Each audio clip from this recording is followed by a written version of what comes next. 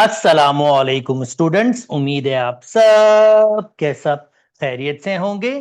Class 12 AQB pass paper video solving series की एक और वीडियो के साथ आपके सामने हाजिर हूं। मेरा नाम अरसलान शेख है और मैं आपका मैथ्स टीचर हूं।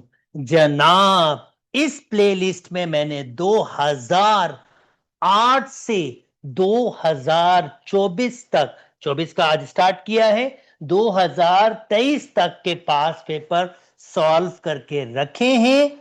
मैं उम्मीद करता हूं कि आप वो वीडियोस भी देखेंगे, क्योंकि जनाब अगर आपको बेहतर तैयारी करनी है आगा खान की, तो आपको सारे पास पेपर बहुत अच्छी तरीके से आने चाहिए, क्योंकि ये अपने आप को रिपीट करते हैं, अपने क्वेश्चंस को रिपीट करते हैं, तो आपको सारे पास पेपर्स की अंडरस्टैंडिंग होना भी बहुत जरूरी है। इसके अलावा क्लास 9, क्लास 10, क्लास 11 की भी AQB pass paper video solving playlist already मौजूद है। अगर आप चाहें तो वो भी देख सकते हैं। बोनस में जनाब 9 और मैट्रिक के मैंने टॉपिकल पास पेपर रखे हुए हैं, यानी 2008 से लेकर 2025 तक के मैंने चैप्टर वाइज पास पेपर से क्वेश्चन अलग किए हैं और उनकी भी वीडियोस बनाई हैं। और ये सिर्फ 9 और मैट्रिक में मैंने किया है, तो वो चाहे तो टॉपिक वाइज भी पास पेपर देख सकते हैं।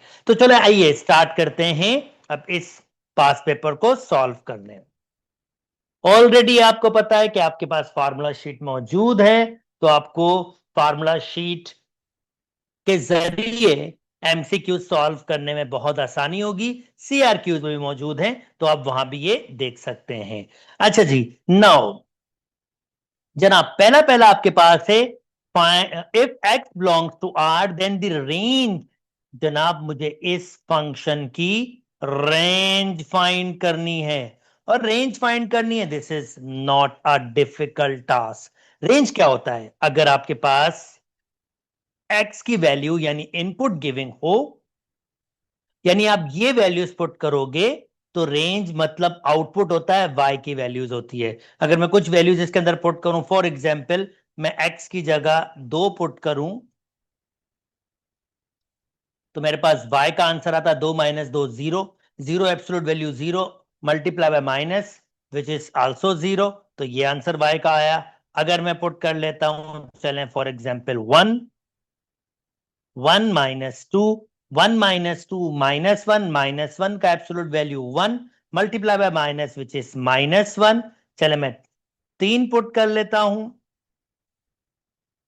3 माइनस 2 ये हो जाएगा 1, 1 का एब्सोल्यूट वैल्यू 1 -1, तो ये वापस आ जाएगा -1।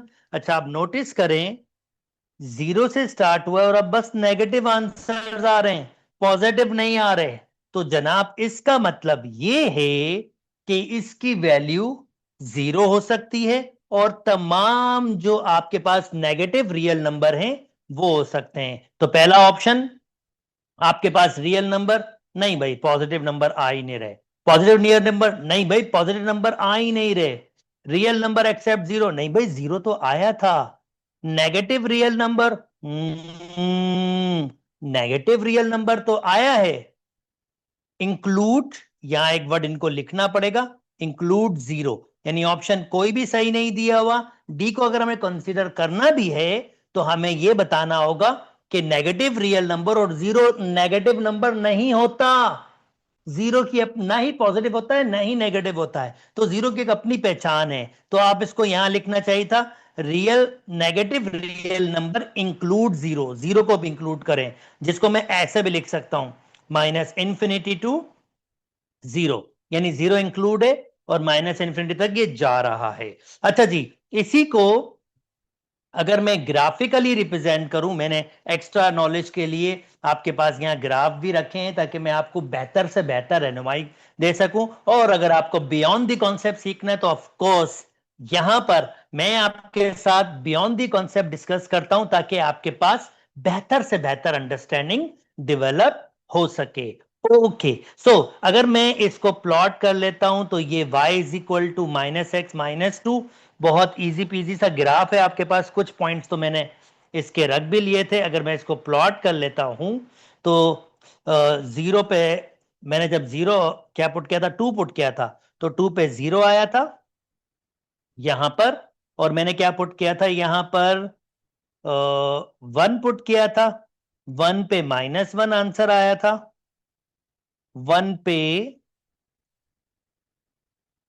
-1, ये 1 पे -1 आंसर आया था, और 3 पे भी -1 आंसर आया था, 3 पे भी -1, और मुझे इतना ही चाहिए क्योंकि मैं प्लॉट कर सकता हूं इसको इजीली।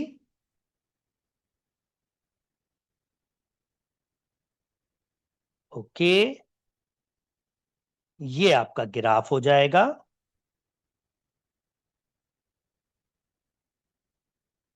और इसका वी शेप होता है, वी ग्राफ होता है, और आप यहां से भी देख सकते हैं दोस्तों कि जो जितना वाई एक्सिस कवर कर रहा है, भाई रेंज क्या होता है कि ग्राफ कितना वाई एक्सिस कवर करे, और आप देख सकते हैं जो वाई एक्सिस कवर कर रहा है ग्राफ आपके पास, ओके, जो वाई एक्सिस कवर कर रहा है ग्राफ वो आपके पास ये है,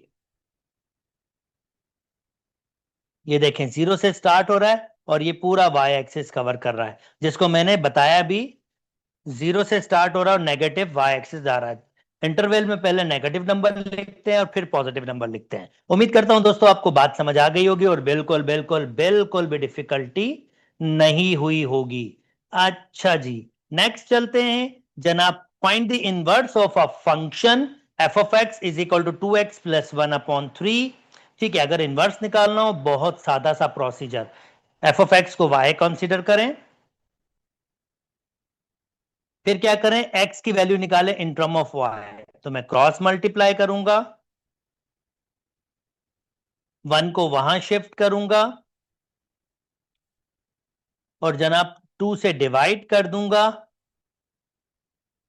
ये मेरे पास x आ गया, और फिर इसके बाद में क्या करूंगा, इसके बाद में ये करूंगा कि मैं f ऑफ x की जगह f इनवर्स ऑफ x लिख दूंगा, और यहां पर जो y होगा उसकी जगह x लिख दूंगा, और ये मेरा इनवर्स रेडी हो गया, यानी सी आपका करेक्ट ऑप्शन है। उम्मीद करता हूं दोस्तों आपको बात समझ आ गई होगी और बिल्कुल भी डिफिकल्टी नहीं हुई होगी। चलें जी, left hand limit right hand limit में बहुत आसानी से बता सकता हूं, जो नॉर्मली टीचर कहते हैं भाई left hand limit less than वाला हो तो लेफ्ट हैंड लिमिट ले लो, पर मैं इसका एक्चुअल कॉन्सेप्ट समझाना चाहता हूं। मैं चाहता हूं बच्चे को बहुत बेहतर तरीके से अंडरस्टैंडिंग हो, और अगर ये सीआरक्यू में भी आ जाए तो उसके पास एक बेहतर अप्रोच हो और वो इजीली फाइंड कर सके। So f of x is equal to 2x plus 3, ये कह रहा है 3 के बराबर और 3 से बड़ी वैल्यू के लिए ये ग्राफ है, यानी ये जो फंक्शन होगा ये 3 या 3 से बड़ी वैल्यू के लिए होगा, इन वैल्यूज के लिए ये मुझे ये यूज करना होगा। सिमिलरली आपके पास 3 से छोटी वैल्यू के लिए मुझे ये नीचे वाला ग्राफ यूज करना पड़ेगा। ओके, सो अब मैं प्रोसेस कैसे चलाऊंगा, बहुत सिंपल। लेफ्ट हैंड लिमिट का मतलब क्या होता है, इसका मतलब ये होता है लिमिट x टेंड्स टू, क्योंकि ये 3 के अराउंड है, 3 के around, x tends to 3, left side से, नेगेटिव साइड से, और लेफ्ट साइड से मतलब ये होगा कि मैं कहां से अप्रोच करूंगा 3 के पास, मैं ये नेगेटिव साइड, लेफ्ट साइड से अप्रोच करूंगा 3 के पास, और ये कौन सा ग्राफ कवर कर रहा है, ये ग्राफ कवर कर रहा है, जिसको मैं प्लॉट करके भी दिखा देता हूं आपको। भाई 3 पुट कर लेता हूं, अगर मैं एफ ऑफ एक्स अभी ये ले लूं 2x प्लस 3, और इसमें 3 पुट कर लूं, तो 3 पुट करूंगा तो ये 6 और 3 ये हो जाएगा 9, तो पहला पॉइंट क्या होगा, 3 पर आंसर आया 9, दिस वन। और फिर मैं एक और 3 के बाद कोई नंबर पुट कर लेता हूं, 4 पुट कर लेता हूं, एफ ऑफ 4, तो अगर मैं 4 पुट करूंगा तो 8 और 3 ये हो जाएगा 11, तो 4 पे आंसर आ गया 11। ऑफ कोर्स मैं डायरेक्टली आंसर दे सकता हूं, पर यहां पर सिर्फ आइडिया ये है कि आपको बेहतर से बेहतर अंडरस्टैंडिंग दी जाए, और ये आपका इसका ग्राफ है। ओके, नेक्स्ट, नेक्स्ट आपके पास जनाब, अब मैं नीचे वाले को प्लॉट कर लेता हूं। अब की बार मैं एफ ऑफ एक्स किसको दे देता हूं नाम? मैं दे देता हूं 3x-2। तो अब इसके पास 3 मौजूद तो नहीं है, 3 से छोटे, पर 3 पुट करके एक आइडिया ले रहा हूं कि इसका स्टार्टिंग पॉइंट होगा। अब नॉर्मली स्टूडेंट क्या कहते हैं, 3 से कम 2 होगा, 1 होगा, 0 नहीं।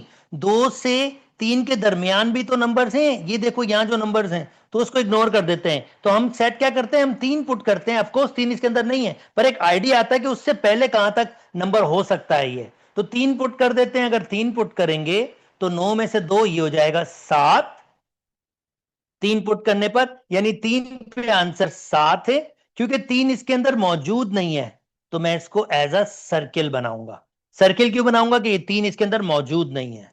अच्छा जी, अब 2 ले लेता हूं, एक और नंबर ले लेता हूं 2, 3 से पहले लेफ्ट साइड पे, तो ये हो जाएगा आपके पास 6 में से 2 जाएगा 4, तो 2 पे आंसर आ रहा है 4। जनाब अब मुझे इसकी भी अंडरस्टैंडिंग हो गई, यानी ये वाला इस ऐसे होगा ग्राफ इसका। ओके। अब जो इसने हमसे मांगा है, इसने हमसे मांगा है left hand limit. Left hand limit यानी सादा से अल्फाज में लेफ्ट हैंड लिमिट का मतलब ये कि मैं अगर लेफ्ट साइड से 3 पे अप्रोच करूं तो फंक्शन की वैल्यू क्या होगी। अगर लेफ्ट साइड से 3 पे अप्रोच करूं तो फंक्शन की वैल्यू मैं देख रहा हूं ये 7 के नियर नियर होगी। मतलब मैं ग्राफिकली भी यहां पर बता सकता हूं, अगर लेफ्ट साइड पे 3 के नियर नियर पूछूं, ऑफ कोर्स 3 मौजूद तो नहीं है, मगर 3 के नियर नियर पूछूंगा तो ये 7 के करीब करीब जाएगा, और ये मेरा आंसर है। और मैं इसको चाहूं तो मैं इसको ऐसे भी ले सकता हूं, limit x tends to 3 left side, और लेफ्ट साइड का ये आंसर है 3x-2। और अब 3 प्लॉट करेंगे, स्टूडेंट मिस्टेक करते हैं, माइनस ही प्लॉट कर देते हैं, नहीं करना। लेफ्ट हैंड साइड से ये माइनस ये शो कर रहा है, लेफ्ट साइड से 3 के अप्रोच कर रहा है, तो ये अगर मैं इसको पुट करूंगा तो ऑफकोर्स इसका आंसर 7 आ जाएगा। और राइट साइड का अगर मैं राइट साइड में पुट करूंगा तो उसका आंसर 9। ये देख सकते हैं, अगर राइट साइड पे अप्रोच करूंगा 3 तो उसका आंसर आपके पास 9 आ रहा है। अच्छा जी, उम्मीद करता हूं कि आपको ये अंडरस्टैंडिंग हो गई होगी। ऑफकोर्स थोड़ा लेंथी जरूर नजर आ रहा होगा आपको, पर बेहतर कॉन्सेप्ट अगर आप सीखेंगे तो अभी अब ये इजीली इजीली अगर कोई ग्राफ बनाने की बात आ जाती है या कोई सब्जेक्टिव क्वेश्चन है तो वहां भी अप्लाई कर सकते हैं। ये कंप्लीट कॉन्सेप्ट डिस्कस किया गया है। अच्छा जी, थोड़ी देर पहले मैंने आपके साथ डिस्कस किया था कि अगर रेंज की बात हो तो रेंज मतलब जितना वाई एक्सिस कवर करे। ये देखें, ये वाई एक्सिस कवर कर रहा है, मगर ये कभी भी जीरो के पास अप्रोच नहीं करेगा, यानी ये ऐसे जाता तो जाएगा पर ये जीरो के पास नहीं होगा। तो इसके पास जीरो नहीं है और पूरा आपके पास वाई एक्सिस है, जिसको हम ऐसे कहते हैं जीरो नहीं है, ओपन इंटरवल और पॉजिटिव इंफिनिटी तक जा रहा है, जिसका मतलब इसका सी आपका करेक्ट ऑप्शन है। उम्मीद करता हूं दोस्तों बात समझ आ गई होगी और बिल्कुल बिल्कुल भी डिफिकल्टी नहीं हुई होगी। अच्छा जी, नाउ ये तो डेरिवेटिव की डेफिनेशन है। ये भाई साहब जो है ना, ये है डेरिवेटिव की डेफिनेशन।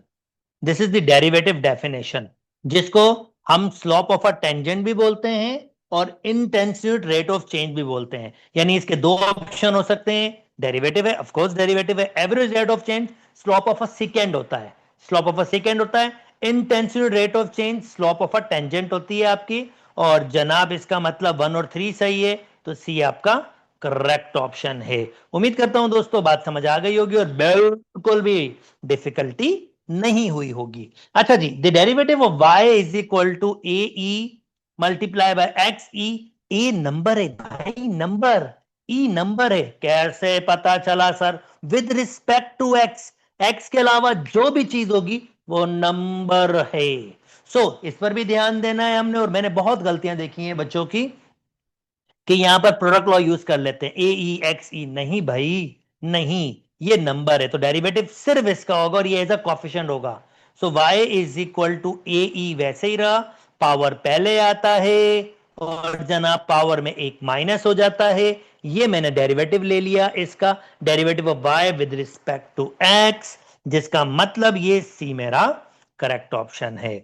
अच्छा जी, नाउ अब इसका डेरिवेटिव है ना, प्रोडक्ट लॉ अब तो लगेगा। एक्स एक्स दो अलग फंक्शन है, मल्टीप्लाई में प्रोडक्ट लॉ कहता है अगर मुझे दो फंक्शन दिए हुए हो और मुझे डेरिवेटिव लेना हो तो पहले फंक्शन को ऐसे रखो, दूसरे फंक्शन का डेरिवेटिव कर लो with respect to x, plus फिर दूसरे को ऐसे रख लो, पहले का डेरिवेटिव कर लो। तो जनाब ये मेरा u और ये मेरा v, फार्मूला फॉलो करता हूं, x को ऐसे रखा, दूसरे का डेरिवेटिव तो 5 पहले आएगा और 5 में एक माइनस हो जाएगा। रुक जाए, अभी डेरिवेटिव कंप्लीट नहीं हुआ, नॉर्मली स्टूडेंट कंप्लीट कर लेते हैं। जो भी अंदर का डेरिवेटिव होगा वो भी लिया जाएगा, x का डेरिवेटिव 1 और नंबर का 0। ओके, प्लस अब ये x माइनस 2 पावर 5 को ऐसे रखा, x का डेरिवेटिव 1, सिंप्लीफाई की बारी, 5x x minus 2 power 3, 1 minus 0 1 multiply करेगा कोई फर्क नहीं पड़ना। ओके, 1 मल्टीप्लाई करेगा कोई फर्क यहां भी नहीं पड़ेगा। तो जनाब 5x x minus 2 power 3 power, sorry मैंने 2 माइनस कर दिया था, अल्लाहू अकबर, माजरत, एक माइनस होता है भाई, एक माइनस होता है, तो ये 4 हो जाएगा। तो इसका मतलब 5x x minus 2 power 5, x minus 5 D आपका करेक्ट ऑप्शन है। एक दफा फिर माजरत कि मैं 2 माइनस कर चुका था। फार्मूला होता है पावर पहले आता है, पावर में एक माइनस होता है। अच्छा जी, नेक्स्ट गाड़ी चला लेते हैं जनाब। The derivative of function X Y minus 1 is equal to 0 with respect to X. सबसे पहले तो मैं क्या करूंगा, 1 को वहां शिफ्ट करूंगा और ये 1 अपॉन एक्स करूंगा। डेरिवेटिव नहीं ले रहा अभी, थोड़ा सिंप्लीफाई कर रहा हूं, डेरिवेटिव लेने में आसानी हो जाएगी। बड़ी मेहनत करते हैं, प्रोडक्ट लॉ पता नहीं क्या क्या लगा देते हैं, तो यार अगर सिंपल हो सकता है तो क्यों नहीं। अब डेरिवेटिव ले लूंगा, D Y upon D X, power पहले आएगा, पावर में एक माइनस हो जाएगा, अंदर का डेरिवेटिव होता है एक्स का तो 1 ही डेरिवेटिव होगा, कोई फर्क पड़ना नहीं। माइनस 1 माइनस 2 नीचे आ जाएगा एक्स स्क्वायर, जनाबे आली मुकाम बी। उम्मीद करता हूं दोस्तों बात समझ आ गई होगी और बिल्कुल भी डिफिकल्टी नहीं हुई होगी। सो जनाब डेरिवेटिव है, अब इसका लेना है। अगर आपको डेरिवेटिव लेना हो, कोई फंक्शन हो और उसके ऊपर वेरिएबल हो, सॉरी कोई नंबर हो और उसके ऊपर कोई फंक्शन हो, डेरिवेटिव ले रहे हो, तो क्या होगा, ए एफ ऑफ एक्स तो ऐसे ही आएगा, फिर वो जो एफ ऑफ एक्स होगा उसका भी डेरिवेटिव होगा। ये फार्मूला मैंने जनरल लिख दिया, बुक में ऐसे नहीं दिए हुए, पर मैंने जरा जनरल लिख दिया कि किसी किस्म का भी हो आपके पास पता हो। इस वक्त ए 2 है और फंक्शन एल एन एक्स है, तो जनाब इसका डेरिवेटिव होगा, यानी 2 एल एन एक्स वैसे ही आएगा, फिर एल एन एक्स का डेरिवेटिव जो होता है 1 अपॉन एक्स हो जाएगा। सो इसका आंसर आ जाएगा 2 ln x अपॉन एक्स, यानी ए आपका करेक्ट ऑप्शन है। उम्मीद करता हूं दोस्तों आपको बात समझ आ गई होगी और बिल्कुल भी डिफिकल्टी, एक मिनट दोस्तों, डेरिवेटिव में ए एक्स एल एन ए तो नहीं होता, फिर उसका डेरिवेटिव, मेरे ख्याल में मैं एक डेरिवेटिव भूल रहा हूं, तो मैं जल्दी से फार्मूला शीट में जा रहा हूं, आपके पास होगा, आपको तो बड़ी आसानी होगी पेपर में। मैं जरा देख लेता हूं, ये ए एक्स एल एन ए होता है, यस, यानी ए एक्स एल एन ए मैंने जर्नल लिखा, यानी ऊपर एक्स की जगह एफ ऑफ एक्स लिख दिया। चलो ये वाला यूज कर लेता हूं आपके अंडरस्टैंडिंग के लिए, एल एन ए भूल गया था, आंसर सही नहीं रहेगा, तो एक दफा फिर फार्मूले में मॉडिफिकेशन, यहां पर एल एन ए भी आएगा। तो जनाब अगर एल एन ए फार्मूले में है तो ये होगा 2 l N x l n a, और फिर एल एन एक्स का डेरिवेटिव 1 अपॉन एक्स, जिसको सिंप्लीफाई करूंगा, l N x l n a upon x, माजरत जनाब ये इसका करेक्ट ऑप्शन होगा। उम्मीद करता हूं दोस्तों बात समझ आ गई होगी और डिफिकल्टी नहीं होगी, और मेरी पूरी कोशिश होगी कि किसी किस्म की भी मिस्टेक ना हो, ताकि आपके पास एक बेहतर रहनुमाई में आपको कर सकूं। अच्छा जी, now next next next next next कहता है sine hyperbolic pi minus x. भाई साइन हाइपरबोलिक का डेरिवेटिव होता है कॉस हाइपरबोलिक, यानी अगर साइन डेरिवेटिव लेना है साइन हाइपरबोलिक, अंदर कोई एफ ऑफ एक्स हो, आपके पास यहां एक्स लिखता है, मैं जनरल क्यों लिखता हूं, ताकि एक अंडरस्टैंडिंग जनरल अंडरस्टैंडिंग दे सकूं, तो इसका डेरिवेटिव होता है cos hyperbolic F of x, फिर जो भी अंदर होता है उसका भी डेरिवेटिव लिया जाता है। तो जनाब साइन ये है, तो साइन का आंसर होगा cos hyperbolic pi minus x, फिर अंदर का डेरिवेटिव, जैसे ये अंदर का डेरिवेटिव है, पाई का डेरिवेटिव होगा 0, और जनाब माइनस एक्स का -1। जो स्टूडेंट अक्सर भूल जाते हैं, अक्सर भूल जाते हैं, और इस माइनस की वजह से ये माइनस का cos hyperbolic pi minus x हो जाएगा, और ए आपका करेक्ट ऑप्शन होगा। नॉर्मली स्टूडेंट बी लिखते हैं और बड़ी ही मिस्टेक करते हैं। उम्मीद करता हूं दोस्तों आपको बात समझ आ गई होगी और बिल्कुल भी डिफिकल्टी नहीं हुई होगी। चलें जी, मैंने क्या किया है, मैंने आपको ग्राफिकल अंडरस्टैंडिंग समझाने के लिए ऑलरेडी इसका ग्राफ प्लॉट करके दिया है। ये रेड वाला जो है ये इसका ग्राफ है, और मैंने एक टेंजेंट लाइन दी है, और अब मैं अगर एक्सप्रेस करूंगा, एक्सप्लेन करूंगा, तो आपको ग्राफिकली अंडरस्टैंडिंग बहुत बेहतर हो जाएगी, और आपको समझ आएगा कि बेसिकली इस क्वेश्चन का मकसद क्या है। कहता है the slope of a tangent, यानी ये टेंजेंट लाइन, इसका स्लोप फाइंड करना है टू द कर्व, इस कर्व पे, ये रहा ये curve, 8x is equal to, देखें x इज इक्वल टू 2, यानी ये इसकी वैल्यू है 2 कॉमा, ऑफ कोर्स ये कुछ और आपके पास होगा, जो भी होगी वैल्यू होगी आपके पास, ये y की जो भी इसके हिसाब से वैल्यू होगी, आई थिंक 5 होगी, जो भी होगी। ये कह रहा है, इस पे ये इंटरेस्टेड इस बात पर है कि मुझे ये जो 2 कॉमा ये y जो भी है y की वैल्यू, इस पे जो टेंजेंट बन रहा है इसका मुझे स्लोप बता दो, स्लोप ऑफ अ टेंजेंट, जिसको m से रिप्रेजेंट करते हैं। सो इसके लिए मुझे क्या करना पड़ेगा, मुझे यहां पर डेरिवेटिव लेना होगा। अब डेरिवेटिव मुझे क्या करके देगा, डेरिवेटिव मुझे एक फॉर्मूला देगा कि मैं किसी भी पॉइंट पर, यानी इसकी किसी भी पॉइंट पर टेंजेंट लाइन का स्लोप फाइंड कर सकता हूं, खाली मुझे वहां पर उसके पॉइंट की वैल्यू गिविंग होनी चाहिए। तो मैं डेरिवेटिव लूंगा dy अपॉन डी एक्स, तो 7/4 x का डेरिवेटिव 1 होता है, इसको मैं ऊपर ले आऊंगा। ये थोड़ा सा पहले इसको सिंप्लीफाई कर लेता हूं क्योंकि ये थोड़ा सिंपल हो जाएगा। 7/4 मैंने ऐसे ही रखा, ये 3x ऊपर जाके माइनस हो जाएगा। अब डेरिवेटिव ले लेता हूं, 7/4 x का 1 हो जाएगा, और -1 पहले आएगा, -1 पहले आ जाएगा, और -1, तो ये हो जाएगा 7/4 -3, और ये -2 नीचे आके x² हो जाएगा। अब ये dy upon D x basically slope of a tangent है, इसके किसी भी पॉइंट पर अगर टेंजेंट बन रहा होगा ना, किसी भी पॉइंट पर, उसका स्लोप का फार्मूला ये बन गया। खाली मुझे x की वैल्यू चाहिए उस पॉइंट की, तो यहां पर x की वैल्यू क्या है 2, तो जैसे ही मैं इसमें 2 पुट करूंगा ये स्लॉप हो जाएगा इस स्पेसिफिक पॉइंट पर।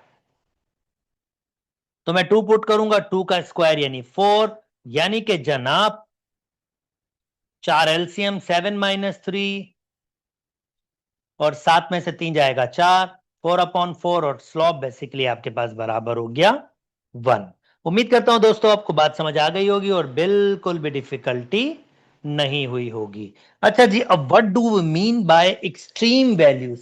अब एक्सट्रीम वैल्यूज का सिंपल मतलब ये होता है कि ग्राफ में कहां आपके पास अप एंड डाउन वैल्यूज हैं। एक्सट्रीम वैल्यूज होती हैं सबसे छोटी वैल्यू या सबसे बड़ी वैल्यू, तो ये अप एंड डाउन बेसिकली होता है। तो मैंने आप लोगों के लिए क्या किया है, इस फंक्शन का ग्राफ प्लॉट किया है, तो आप देख सकते हो इसमें एक्सट्रीम वैल्यूज में एक सबसे लो वैल्यू मौजूद है, अप में तो आपके पास बहुत सारी वैल्यूज हैं। तो एक्सट्रीम वैल्यूज बेसिकली वो वैल्यूज होती हैं जहां पर आपका स्लोप ऑफ अ टेंजेंट जो होता है वो 0 होता है, यानी टेंजेंट लाइन ये स्लोप आपके पास 0 होती है, यहां पर m की वैल्यू 0 होती है। तो इसको हम कैसे निकाल सकते हैं, इस पॉइंट को आप देख सकते हैं ग्राफ में x is equal to 1 basically आपकी स्ट्रीम वैल्यू होगी, पर हम इसको अगर हमने ग्राफ प्लॉट नहीं किया हुआ, हमने नहीं किया हुआ, तो हम कैसे कर सकते हैं अलजेब्रिकली, हम क्या करेंगे, इसका डेरिवेटिव लेंगे। मैंने ये नोटेशन यूज की है, इसका डेरिवेटिव हो जाएगा 2x - 2। मैंने कहा था इसका ग्रेडियंट जो होता है यहां पर, स्लॉप जो होता है वो किसके बराबर होता है 0, तो ये बेसिकली स्लॉप है, स्लॉप को मैंने 0 के बराबर कर दिया। फिर 2 मैंने वहां शिफ्ट कर दिया, डिवाइड किया, और देखें इस तरह से मुझे एक्सट्रीम वैल्यू मिल गई, x की वैल्यू 1। ये मेरा आंसर है। उम्मीद करता हूं दोस्तों आपको बात समझ आ गई होगी और बिल्कुल भी डिफिकल्टी नहीं हुई होगी। अच्छा जी, सबसे पहले अगर मुझे इसकी पार्शियल फ्रैक्शन करनी है, अगर नीचे कोई फैक्टर फैक्टराइज हो जाता है तो सबसे पहले वो करते हैं, और आप देख सकते हैं फैक्टर फैक्टराइज हो रहा है यहां पर, X square minus B square, जिसको लिख सकता हूं एक दफा प्लस में और एक दफा माइनस में। तो अब ये देखें ये कौन सी टाइप है, ये नॉन रिपीटिंग क्वाड्रेटिक फैक्टर आपके पास है। नॉन रिपीटिंग है, लीनियर भी और क्वाड्रेटिक भी है, तो इसको हम लिखते कैसे हैं, इसको लिखते इस तरह से हैं। इसको लिखा जाएगा, अगर मुझे इसको बनाना होगा तो मैं कहूंगा ए प्लस बी अपॉन, ये क्वाड्रेटिक फैक्टर के नीचे, क्वाड्रेटिक फैक्टर जो भी होता है उसके साथ ए एक्स प्लस बी लगता है, और लीनियर फैक्टर होता है उसका सिंगल।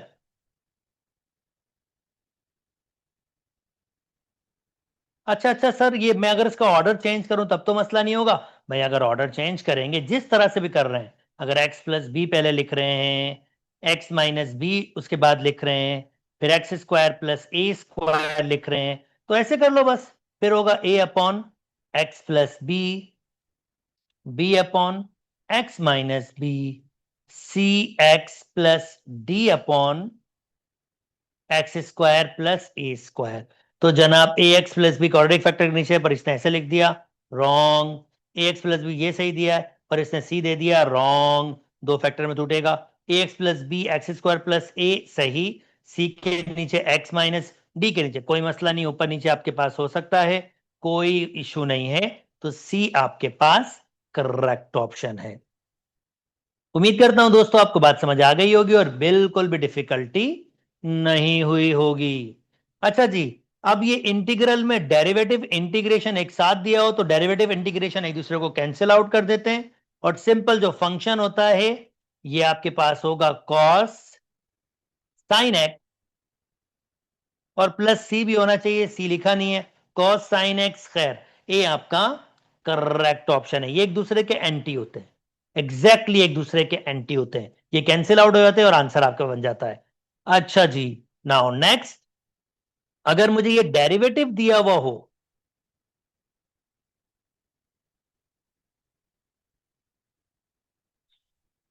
तो और मुझे फंक्शन फाइंड करना हो, तो इंटीग्रेशन यही तो करती है, इंटीग्रेशन मुझे एंटी डेरिवेटिव यानी रिवर्स एफ ऑफ एक्स करती है। ये मेरे पास एफ ऑफ एक्स के बराबर हो जाता है, ऊपर भी मैंने यही किया, ये मेरा एफ ऑफ एक्स है, वो कैंसिल आउट हो गया था। अच्छा, अब इसको इसको मैं लिख रहा हूं L N X 1/x dx, पीछे फॉर्मूला लिखा हुआ है। अगर आपके पास एक कोई फंक्शन हो, उस पर कोई भी पावर हो, और पावर नहीं होना चाहिए जीरो और नहीं होना चाहिए -1, ये पावर नहीं होने चाहिए, इंटीग्रेशन हो और साथ उसका डेरिवेटिव भी मौजूद हो, तो जो वो फंक्शन होता है उसके पावर में एक बढ़ा दो और नीचे भी यही लिख दो प्लस सी, ये डेरिवेटिव, ये इंटीग्रेशन उसकी हो जाएगी। फंक्शन इसके ऊपर पावर है 1, साथ उसका डेरिवेटिव दिया हुआ है, और डेरिवेटिव दिया हुआ है 1/x ऑफकोर्स। तो मैं क्या करूंगा, खाली ln x के पावर में एक बढ़ा दूंगा, नीचे भी 1 + 1 2 होता है, डायरेक्टली लिख दूंगा, और इसका फाइनल आंसर हो जाएगा 2/2 प्लस सी। बी आपका करेक्ट ऑप्शन है। अच्छा जी, next next next next next. Okay, function derivative के लिए अब यहां डिस्कशन की जा रही है जनाबे आलिए मुकाम। अगर मैं अब इस क्वेश्चन को सॉल्व करूंगा, यहां फंक्शन डेरिवेटिव की कंडीशन तो नहीं बन रही, सब्स्टिट्यूशन किया जा सकता है, मैं सब्स्टिट्यूट चलो कर लेता हूं। रेडिकल एक्स बराबर हो जाएगा वाई के, लेट कर लेता हूं मैं, और अगर मैं स्क्वायरिंग बोथ साइड करूंगा तो x is equal to Y square हो जाएगा।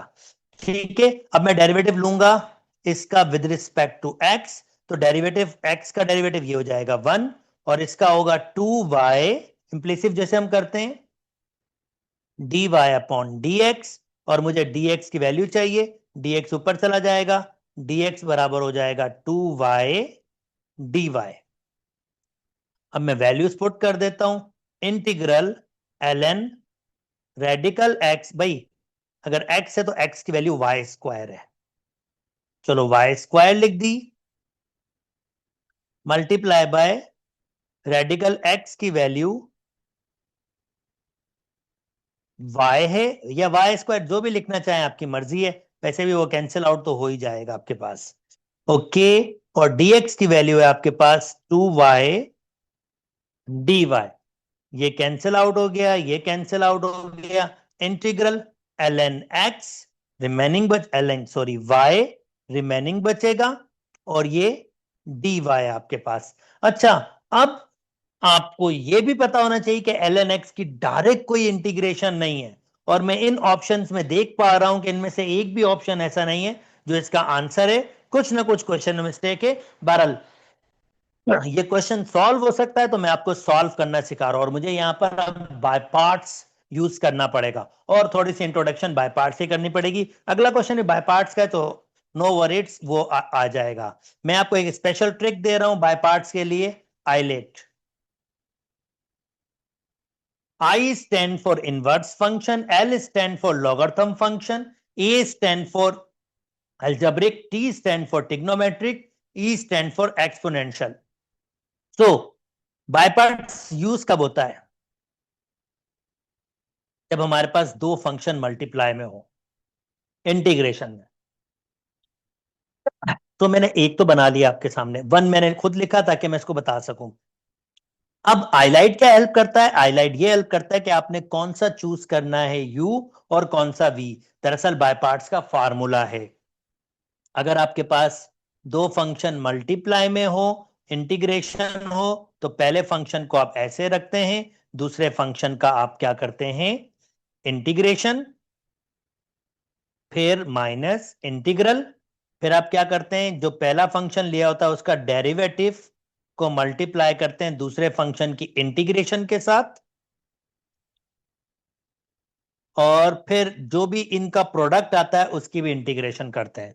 तो आईलाइट आपको क्या मदद देता है? आईलाइट आपको यह मदद देता है कि आपने कौन सा यू चूज करना है और कौन सा वी। तो इस ऑर्डर के हिसाब से जो भी ऑर्डर में पहले आएगा वो हम चूज करेंगे।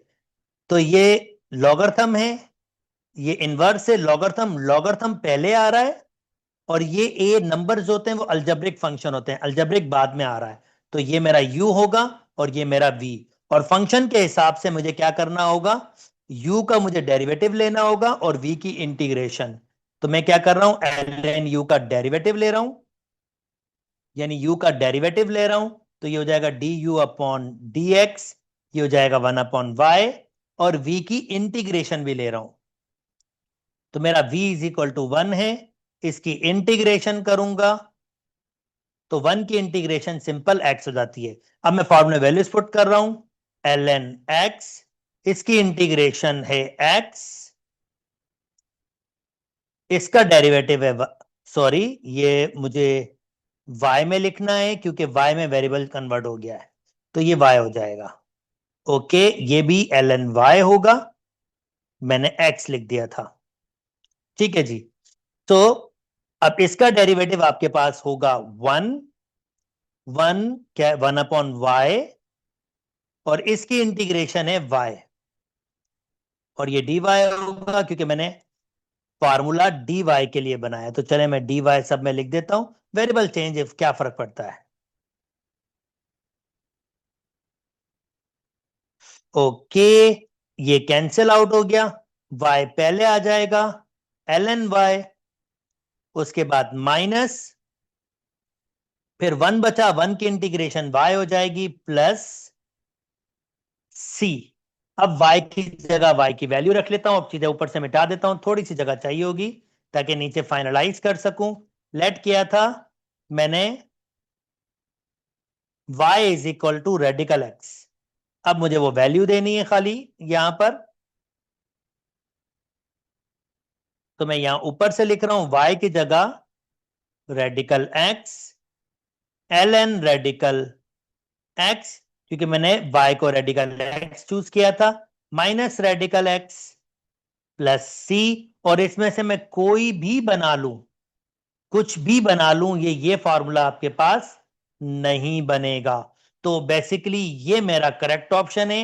यहां पर आंसर पे कोई ना कोई गलती है या क्वेश्चन में गलती है, ऑप्शन यहां पर मौजूद नहीं है। उम्मीद करता हूं दोस्तों आपको बात समझ आ गई होगी और बिल्कुल भी डिफिकल्टी नहीं हुई होगी। अब देखें अगर वो क्वेश्चन थोड़ा सा गलत बनाते हैं तो कितना लेंदी हो जाता है और कितना प्रोसेस, क्योंकि क्वेश्चन सॉल्व हो सकता है, इसी वजह से मुझे उसको सॉल्व करना पड़ा, कंप्लीटली सॉल्व करना पड़ा। ओके, नेक्स्ट मूव करता हूं। अगेन बाय पार्ट्स की अंडरस्टैंडिंग तो मैंने आपको दे दी, फार्मूला भी मैंने आपके पास दे दिया था। अब ये बाय पार्ट्स ही हो रहा है, हाईलाइट ही यूज करेंगे। यहां पर भी कह रहा है अगर मैं इंटीग्रेशन करूं एक्स ई एक्स डी एक्स की, तो ऑफकोर्स वो बाय पार्ट से होगा, हाईलाइट मेथड। तो हाईलाइट के हिसाब से एक्सपोनेंशियल लास्ट में आ रहा है, अलजेब्रिक पहले आ रहा है, तो इसका मतलब यू को ऐसे ही रखेंगे। ई एक्स की इंटीग्रेशन ई एक्स ही होती है, यानी अब मैं डायरेक्टली फार्मूला लिख रहा हूं, फार्मूला वैल्यूज पुट कर रहा हूं। चलो मैं यहां फार्मूला लिख देता हूं आपके लिए। यू को ऐसे रखेंगे, वी की इंटीग्रेशन माइनस फिर यू का डेरिवेटिव, फिर वी की इंटीग्रेशन, और जो भी इन दोनों के प्रोडक्ट का आंसर आएगा उसकी भी एंड में इंटीग्रेशन। तो जनाब ये मैंने u चूज कर लिया, अलजेब्रिक है, और ये मैंने v चूज कर लिया। तो u को ऐसे रखा, v की इंटीग्रेशन ex की इंटीग्रेशन ex होगी, इंटीग्रल। अब x का डेरिवेटिव u का डेरिवेटिव 1 होगा, ex की इंटीग्रेशन ex ही होगी, dx। अब वो आपसे क्या मांग रहा है कि मैंने इसका आंसर निकाला x ex, मैंने भी x ex निकाला, फिर माइनस माइनस इंटीग्रल ये p ऑफ x। तो मेरा जो p ऑफ x है कि 1 ex यानी ex मेरा p ऑफ x है और c आपका आंसर होगा, क्योंकि वो p ऑफ x का आंसर मांग रहा है कि p ऑफ x बेसिकली क्या होगा। थोड़ा ट्रिकी बनाने की कोशिश कर रहा, पर इतना ट्रिकी नहीं है, सादा है। ओके, नेक्स्ट कहता है अगर मैं इंटीग्रल करूं, डिफाइन इंटीग्रल करूं 0 से 1 तक का, और उसका आंसर 8 आ रहा है, तो इसमें के है, वो के बता दो। आसान तरीका भाई, पहले इसके इंटीग्रेशन कर लेते हैं। इंटीग्रेशन में पावर ऐड हो जाएगा, 1 पावर है तो 2 हो जाएगा अपॉन 2। दूसरे वाले के साथ सिंपल नंबर है तो उसके साथ x आ जाएगा, और मुझे डिफाइन इंटीग्रल पे पुट करना है 0 से 1 तक, और इसका आंसर 8 आया, 8 है। चलें जी, इसको सिंप्लीफाई किया, 2x² प्लस के एक्स, 0 से 1 8। अब लिमिट कैसे पुट होती है, पहले ऊपर वाला पुट होता है x की जगह, फिर हमेशा माइनस बड़ी ब्रैकेट, क्योंकि दो वैल्यूज हैं, अब 0 पुट होगा। इक्वल टू के बाद 8 है, क्योंकि ये 0 है तो ये सारा ही खत्म हो गया। यहां बचता है 2 1 जा 2 प्लस के बराबर है 8 के, 2 आ जाएगा और माइनस होगा 8 से, तो आंसर आ जाएगा 6। उम्मीद करता हूं दोस्तों ये छोटी सी कैलकुलेशन आपको समझ आ गई होगी और बिल्कुल भी डिफिकल्ट नहीं हुई होगी। ऑर्डर ऑर्डर बहुत सादी सी चीज है। The order of differential equation मतलब हाईएस्ट डेरिवेटिव कितना हुआ है, और हाईएस्ट डेरिवेटिव इसका 2 हुआ है, तो इसका ऑर्डर आपके पास 2 होगा। उम्मीद करता हूं दोस्तों आपको बात समझ आ गई होगी। जनाब प्रॉपर्टी यूज करवा रहा है। प्रॉपर्टी कहती है आपके पास अगर फंक्शन ऑड फंक्शन हो और अल्टरनेट लिमिट हो आपके पास, तो इसका जो आंसर आता है इंटीग्रेशन का वो हमेशा 0 होता है।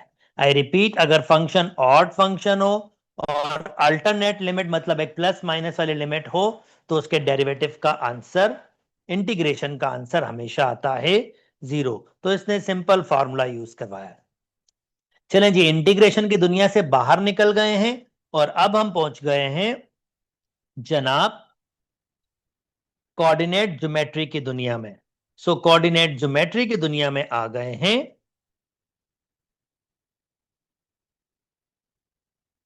कोऑर्डिनेट ज्योमेट्री में the point 1, x divide the line segment joining -2 -1 2 3 in the ratio of. तो ये कह रहा है ये एक पॉइंट है 1, x। पहले तो मैं ये दो पॉइंट्स प्लॉट कर लेता हूं, मैंने आपके लिए ग्राफ भी रखे हैं ताकि मैं आपको प्रॉपरली बता सकूं, पॉइंट प्लॉट, ये इसकी पिक्चर दिखा सकूं। तो -2, -1 -2, -1 ये रहा, और 2, 3 2,3 ये रहा। बेसिकली ये एक लाइन सेगमेंट है और मैं शायद पॉइंट देख भी पा रहा हूं 1 पे, क्योंकि ये पॉइंट इंटरनली कहां डिवाइड कर रहा है, डिवाइड 1,x। तो अगर 1 पे जाऊंगा तो ये कहीं एक पॉइंट होगा जो इंटरनली डिवाइड कर रहा है, और ये इसने 1, ये इसने x का है। x बेसिकली इस वक्त इसके y कोऑर्डिनेट की वैल्यू है, यानी इसके y कोऑर्डिनेट की वैल्यू है, और ये मुझे फाइंड करनी है, और रेशो दिया हुआ है 3:1, यानी यहां से यहां तक का अगर मैं कहूं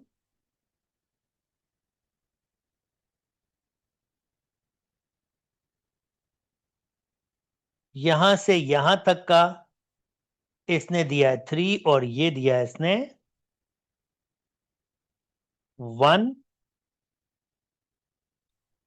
तो मैं इसको ऐसे कहूंगा,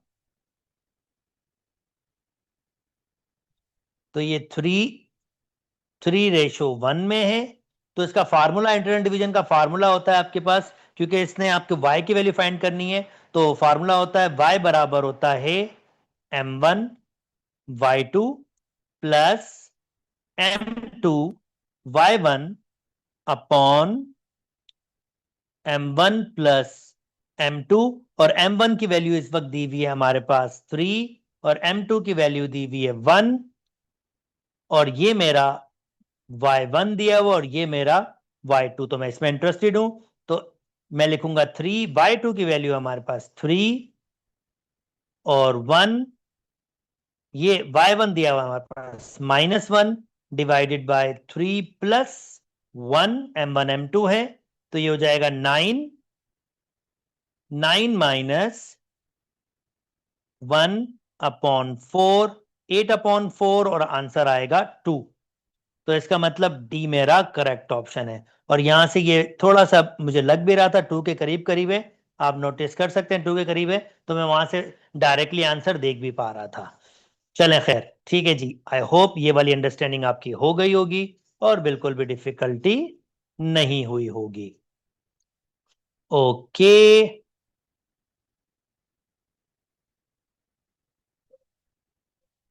नेक्स्ट, इसको भी मिटा देते हैं।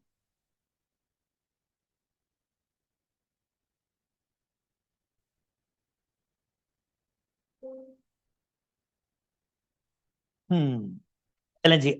अब नेक्स्ट आपके पास है, कहता है which of the giving equation represent the perpendicular to this one. अब आसान तरीका, सबसे आसान तरीका, भाई दो लाइनें परपेंडिकुलर कब होती हैं, जब उनके स्लॉप्स को मल्टीप्लाई करो तो आंसर आए -1। और ये इक्वेशन दी हुई है y is equal to M x plus c की फॉर्म में। तो इस वक्त ये m है तो m की वैल्यू 2 है, यानी मेरे पास m12 के बराबर हो गया। अब अगर मुझे दूसरी इक्वेशन देखनी जो इसके परपेंडिकुलर हो, तो उसका स्लॉप हमारे पास कुछ इस तरह हो कि अगर वो 2 से मल्टीप्लाई करे तो आंसर -1 दे। तो ये भी दिया हुआ है, ये इसका स्लॉप तो -2 है, अगर -2 से मल्टीप्लाई होगा तो आंसर तो -4 देगा, ये नहीं हो गया। -1/2, अगर -1/2 पुट करूं इसमें तो ये 2 से 2 कैंसिल हो जाएगा, -1 इज इक्वल टू -1। बिल्कुल जनाब, बी आपका करेक्ट ऑप्शन हो जाएगा। उम्मीद करता हूं दोस्तों आपको बात समझ आ गई होगी और बिल्कुल भी डिफिकल्टी नहीं हुई होगी।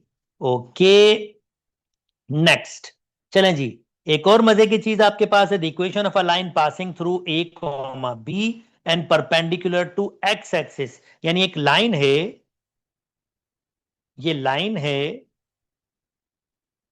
जो कोई ए कॉमा बी है, पहले तो मैं ये ए कॉमा बी कोई भी पॉइंट दे सकता हूं, मेरी मर्जी है, क्योंकि इन्होंने एक जनरल बात बोली, चलो मैंने यहां बोल दिया। इससे पास कर रही है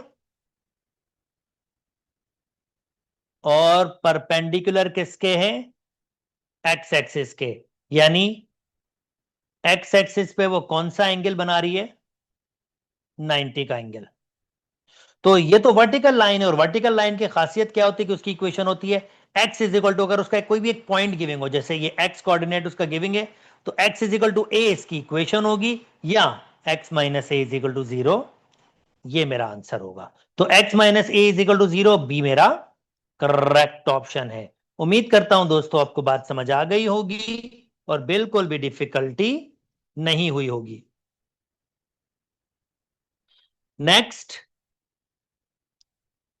नॉर्मल फॉर्म। अब ये नॉर्मल फॉर्म में मुझे इसको बनाना है, तो नॉर्मल फॉर्म के लिए वैसे तो लेंथी सा प्रोसेस है आपके पास नॉर्मल फॉर्म की डिस्कशन के लिए, पर अगर मैं कोई शॉर्टकट ढूंढ सकूं। अब प्रोसेस आपके पास ये है कि आपको कंपेयर करना पड़ता है। नॉर्मल फॉर्म होती है ये x cos theta plus y sine theta is equal to 1। ये बेसिकली आपकी नॉर्मल फॉर्म होती है। और अगर आपको नॉर्मल फॉर्म में इज इक्वल टू, सॉरी 1 बोल रहा हूं, p p ये नॉर्मल फॉर्म होती है। और आपको इस इक्वेशन को अगर नॉर्मल फॉर्म में कन्वर्ट करना है तो प्रोसेस जरा लेंदी सा है। यानी आप कंपेयर करते हो 2x को कंपेयर करते हो इसकी x से, फिर आप माइनस y को कंपेयर करोगे इसके y वाले से, और फिर आप क्या करते हो उसके 1 को कंपेयर करोगे p से, और ये कहते हो कि ये सब के सब किसी k के बराबर हैं। x से x कैंसिल हो गया तो 2 अपॉन कॉस x अलग से p k के बराबर होगा, और ये y से y कैंसिल हो गया, माइनस 1 अपॉन साइन थीटा अलग से k के बराबर होगा, और 1 अपॉन p अलग से k के बराबर होगा। फिर अगर आपको cos थीटा की वैल्यू निकालनी है तो वो हो जाएगी आपके पास k अपॉन, यानी k नीचे आ जाएगा 2 अपॉन k। और अगर आपको साइन थीटा की वैल्यू निकालनी है तो वो बेसिकली k नीचे आ जाएगा, ये ऊपर माइनस 1 अपॉन k। और p की वैल्यू निकालनी है तो p बराबर हो जाएगा 1 अपॉन k के। और फिर आप यूज करते हो एक identity cos square theta plus sine square theta, ताकि आप k की वैल्यू फाइंड कर सको। तो कॉस स्क्वायर थीटा 2 अपॉन के, ये हो जाएगा 4 अपॉन के square. Sine square theta 1 upon minus 1 upon के, तो ये 1 अपॉन के स्क्वायर हो जाएगा is equal to 1। K square आपका एलसीएम होगा, तो 4 plus 1 K square is equal to 1। Cross multiply करेंगे तो के स्क्वायर बराबर हो जाएगा 5k, इधर ऐड कर लिया, और k की वैल्यू आ गई प्लस माइनस रेडिकल 5। अब आप कौन सी वैल्यू लोगे आपको यह देखना है। तो यहां से जाहिर बात है इन सब में से सिर्फ एक ही पे रेडिकल 5 है, तो डी मुझे आंसर यहां पर वैसे ही नजर आ रहा है। बहरहाल प्रोसेस में आपको पूरा समझा देता हूं क्योंकि इन्होंने क्वेश्चन बनाया आप ये, तो पूरा प्रोसेस समझा देता हूं। तो k की वैल्यू आ जाएगी प्लस माइनस रेडिकल 5, और आपको के ये p चाहिए, पॉजिटिव चाहिए होता है, तो यहां पर k की पॉजिटिव वैल्यू होना शर्त है, तो मैं नेगेटिव नहीं लूंगा, पॉजिटिव वाली लूंगा। तो मैं कहूंगा p बराबर है आपके पास 1 अपॉन रेडिकल 5 के। और कंपैरिजन में देखें p की वैल्यू 1 अपॉन रेडिकल 5 यहां पर है, और अब जब यहां पुट करोगे cos की जगह वैल्यू, ये जो cos की वैल्यू 2 अपॉन, तब भी आपके पास यही आ जाएगा रिवर्स करके प्रोसेस। तो डी आपका करेक्ट ऑप्शन है।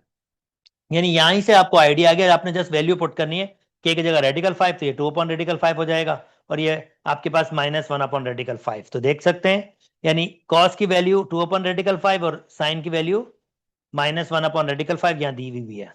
अच्छा जी, नेक्स्ट मूव कर जाता हूं। Which of the giving points lie above the line, और आपको दिया हुआ है x minus 2y minus 1 is equal to 0। अच्छा जी, अब हमने सिर्फ ये देखना है इनमें से कौन सा पॉइंट इसको इस लाइन के ऊपर लाई कर रहा है। इन चारों में से कोई एक पॉइंट होना चाहिए जो लाइन के ऊपर लाई कर रहा होगा, और बाकी 3 पॉइंट्स लाइन के नीचे लाई कर रहे होंगे। तो जल्दी से मैं ये लाइन बना लेता हूं, क्योंकि मैंने ग्रिड बनाया हुआ, लाइन जल्दी से बना लेता हूं। ऑफ कोर्स इसका अलजेब्रिकल मेथड भी दिखाऊंगा कि हम विदाउट लाइन कैसे करते हैं, पर मैं दोनों आपको जस्ट दिखाना चाह रहा हूं।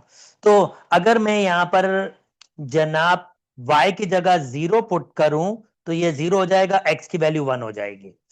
और जनाब अगर मैं y की जगह मैं पुट करूं आपके पास 1, तो ये -2 -3, तो उधर जाके +3 हो जाएगा।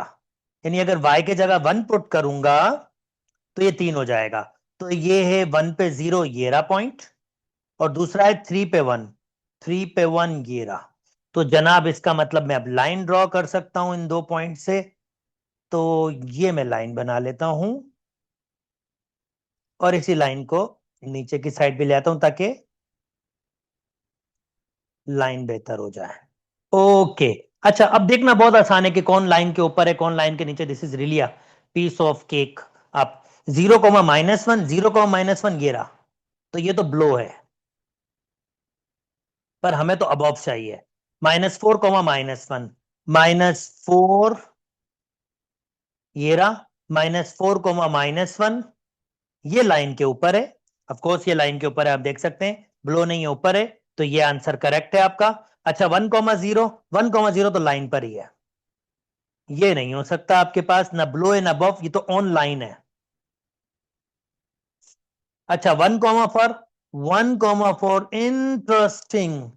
ये पॉइंट भी लाइन के ऊपर है, यानी कि इसके 2 पॉसिबल आंसर है। पता नहीं क्या कर रहा है, इतनी गलतियां पेपर में की हैं, समझ नहीं आ रही। बहरहाल 2 पॉसिबल आंसर्स हैं। और अल्जेब्रिकली कैसे करते हैं वो भी सिखा दूं आपको।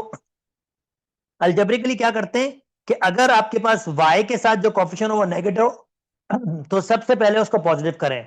तो इन तीनों को मैं वहां शिफ्ट कर दूंगा, तो x नेगेटिव हो जाएगा, ये पॉजिटिव हो जाएगा और ये पॉजिटिव हो जाएगा। और खाली इसमें हम वैल्यूज पुट करते हैं। अब मैं ये ले लूंगा -x प्लस 2y प्लस 1। इसमें पहले 0,-1 पुट करेंगे, x की जगह 0, y की जगह -1। फाइनल आंसर आ रहा है -1 विच is less than 0। Less than 0 का मतलब होता है बिलो द लाइन, और ऑफ कोर्स आप ये देख सकते हैं ये लाइन बिलो द लाइन है। अच्छा जी अब सेकंड करते हैं सॉल्व अब आपके सामने। सेकंड आपके पास -4, -1, तो x की जगह -4 तो ये +4 हो जाएगा, और y की जगह -1 तो ये -2 +1। 5 में से 2 जाएंगे 3 विच इज ग्रेटर देन 0। इसका मतलब ग्रेटर देन 0 और होता है अबव द लाइन, और आप देख सकते हैं ये अबव द लाइन ही है। अच्छा जी थर्ड वन, अगर हम थर्ड वन देखेंगे 1,0, 1,0 तो लाइन के ऊपर है, ये तो ऑन द लाइन है, ठीक है। और 1,4 ओके, -1, 8 +1 ये कैंसिल आउट हो गया, 8 विच इज ग्रेटर देन 0, ये भी अबव द लाइन है। माफ कीजिएगा। सो आप देख सकते हैं इसमें 2 पॉइंट्स अबव द लाइन है, एक ऑन द लाइन है और एक बिलो द लाइन है। तो अगर इस एमसीक्यूज को उसको ठीक करना है तो विच of the following giving point lies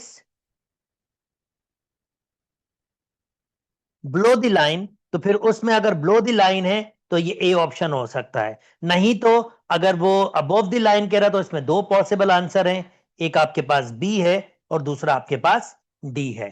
चलें जी, उम्मीद करता हूं आपको ये बात समझ आ गई होगी और बिल्कुल डिफिकल्टी नहीं हुई होगी। अब इससे फायदा सिंपली ये हो रहा है, फायदा ये हो रहा है कि आप ग्राफिकली देख पा रहे हैं। जैसे जैसे मैं आपको कहता हूं कि मेरे पास सिंपल यही कॉन्सेप्ट है कि बियॉन्ड दी बाउंड्री देखें।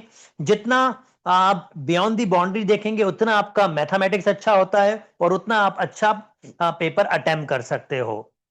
Okay, the distance between two parallel lines, अब इसका अलजेब्रिक तरीका भी है और आपके पास ग्राफिकल तरीका, दोनों दिखा रहा हूं मैं आपके पास। x minus Y minus 1 is equal to 0, तो मैं इसको यहां रख लेता हूं और y उधर ले जाता हूं। तो ये किस शक्ल में हो गया, mx प्लस c की शक्ल में आ गया। तो m की वैल्यू इस वक्त 1 है और c की वैल्यू -1। जब mx प्लस c की फॉर्म में हो तो लाइन को प्लॉट करना रियली पीस ऑफ केक है, really really really piece of cake है। तो ये पहले -1, तो ये 0,-1 ये आपका, ये 0,-1 एक पॉइंट इसका होगा। और क्योंकि स्लॉप आपके पास पॉजिटिव आया m इज इक्वल टू 1, तो इसको 1 का मतलब होगा कि इस पॉइंट से एक आगे जाओ और एक ऊपर जाओ, तो नेक्स्ट पॉइंट ये होगा। ये मैं शॉर्ट तक तरीका बता रहा हूं एक लाइन को प्लॉट करने का। बेशक आप एक पॉइंट तो पुट कर सकते हैं, वो प्लॉट कर सकते हैं, तब भी यही बनेगा, पर ये शॉर्ट शॉर्ट तरीका है। सबसे पहले y इंटरसेप्ट, इसको आप y इंटरसेप्ट कहते हो, तो 0,-1 ये पॉइंट ड्रॉ करो। फिर अगर स्लोप आपका पॉजिटिव है यानी कि 1 आया, अब स्लोप बेसिकली क्या होता है, rise per unit run, run sorry run तो राइस भी इस वक्त 1 है, रन भी 1 है, क्योंकि 1/1 1 है। तो मैंने एक आगे मूव करूंगा, रन एक में आगे मूव किया, क्योंकि राइस हुआ है तो एक ऊपर चला गया, और ये मेरी लाइन बन गई। और ये दूसरा पॉइंट आपके पास यही होगा, और 1,0 बाकायदा इसी का पॉइंट होगा। ये मैं इसको इससे एक्सटेंड भी कर देता हूं। नेक्स्ट आपके पास दूसरा भी मैं जल्दी जल्दी से निकाल के दिखा दूंगा, ताकि आपकी अंडरस्टैंडिंग डेवलप हो जाए। या इसका, क्योंकि y उधर शिफ्ट किया, 2x-2 is equal to Y, तो इसका y इंटरसेप्ट आपके पास है 0,-2, और स्लॉप है m की वैल्यू 2, मैं नीचे 1 दे रहा हूं। तो मैं जल्दी से ये y इंटरसेप्ट प्लॉट कर लेता हूं। 0,-2 ये पॉइंट होगा, 0,-2। कलर चेंज कर लेता हूं। यस, ये होगा 0,-2, और स्लॉप दिया हुआ है, ये रन है, ये राइज है। तो मैं एक आगे जाऊंगा और दो ऊपर जाऊंगा, एक आगे जाऊंगा और एक और दो, दो ऊपर। अब ये पैरेलल लाइंस हैं, ऑफ कोर्स ये पैरेलल लाइंस है। मैं इसको देख लूं एक दफा फिर। ओके, ओ सॉरी, मैं ऊपर ले गया, ये वाला लाइन था, माजरत। मैंने क्वेश्चन दूसरा ले लिया। क्वेश्चन ये था, तो इसका मतलब वो x-2 is equal to Y, इसका भी स्लॉप 1 है आपके पास। तो इसका मतलब चले, ये पॉइंट तो मैंने 0,2 बिल्कुल सही लिया था इसका, और एक आगे एक ऊपर ये पॉइंट होगा। तो जनाब इसको भी प्लॉट कर लेते हैं जल्दी से। बिल्कुल सही, ये दो पैरेलल लाइंस हो गई। और अगर मैं इनके दरमियान डिस्टेंस देखूं, परपेंडिकुलर डिस्टेंस, तो this is really easy PG. -2 से -1 तक तो 1 यूनिट, यानी इसका आंसर बेसिकली 1 यूनिट है। अब ऑफ कोर्स ये मैंने जस्ट आपको एक ग्राफिकल तरीका दिखाया। चले जी, अब एक शॉर्टकट तरीका आपको दिखा देता हूं। भाई अगर आपको इनके दरमियान, दो पैरेलल लाइंस के दरमियान डिस्टेंस देखना है, ये दो पैरेलल लाइंस हैं, तो खाली क्या करें, इनके कांस्टेंट्स जो हैं उनको आपस में माइनस करके एब्सोल्यूट वैल्यू ले लीजिए। तो इसका कांस्टेंट है -1 माइनस, और इसका कांस्टेंट है -2, जो ये +2 हो जाएगा। और फर्दर सॉल्व करेंगे 1, और 1 का एब्सोल्यूट वैल्यू 1 होता है। ऑफ कोर्स ये शॉर्टकट है, शॉर्टकट भी मुझे आपको बताना था, और मैंने ग्राफिकल भी आपको दिखा दिया। सो उम्मीद करता हूं दोस्तों आपको बात समझ आ गई होगी, और बिल्कुल बिल्कुल बिल्कुल भी डिफिकल्टी नहीं हुई होगी। अच्छा जी, नाउ नेक्स्ट मूव कर जाता हूं। नेक्स्ट आपके पास है जनाब, अब एंगल की डिस्कशन है।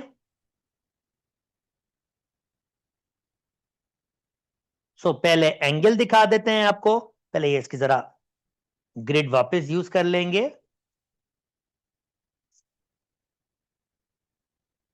ओके,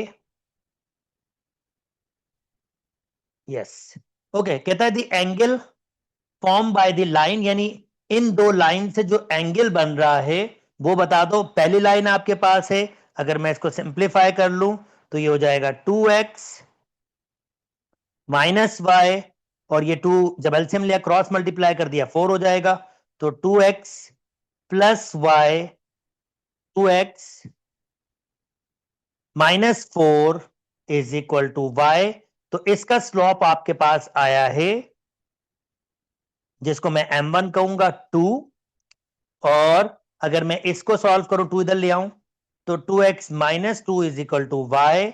और m2 की वैल्यू भी मजे की बात है कि आपके पास 2 आया है। इसका मतलब दोनों लाइनों का स्लॉप सेम है, और अगर दोनों लाइनों का स्लॉप सेम है, ये लाइनें जो भी होंगी पैरेलल होंगी, क्योंकि स्लॉप सेम है।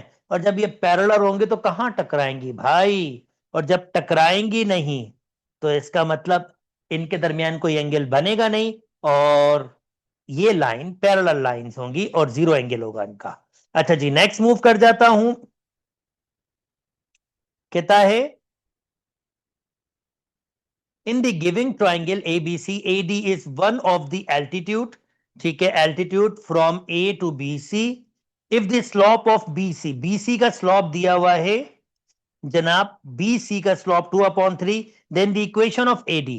अच्छा जी, अब इक्वेशन ऑफ AD, क्योंकि ये एक दूसरे पे परपेंडिकुलर है, और अगर मैं m1 दे दूं 2/3, तो एक दूसरे के परपेंडिकुलर होना, तो m2, यानी अगर मैं इसके स्लॉप को m2 कह दूं, तो उसका नेगेटिव रेसिप्रोकल होगा, वो हो जाएगा 3/2 माइनस। अब ये स्लॉप मिल गया मुझे और एक पॉइंट मिला हुआ है, तो मैं पॉइंट स्लॉप फॉर्म यूज कर लूंगा। y minus Y one is equal to M X minus X one, Y minus Y one की वैल्यू 4, m की वैल्यू -3/2, x माइनस एक्स की वैल्यू 2। अब देखूं इतना ही रखा है या इससे आगे गए हैं, तो थोड़ा सा सिंप्लीफाई किया, y की वैल्यू बनाई है, चलें ठीक है। y इज इक्वल टू, ये हो जाएगा -3/2x, और ये 2 से 2 कैंसिल हो जाएगा, वैसे तो माइनस माइनस प्लस हो जाएगा, ये +3 हो जाएगा, और ये -4 उधर जाएगा तो +4 हो जाएगा। तो y is equal to -3x/2 +7, और b आपका करेक्ट आंसर है। उम्मीद करता हूं दोस्तों बात समझ आ गई होगी और बिल्कुल भी डिफिकल्टी नहीं हुई होगी। अच्छा जी, कहता है the equation of a two straight line passing through the origin, बिल्कुल ये ओरिजिन है।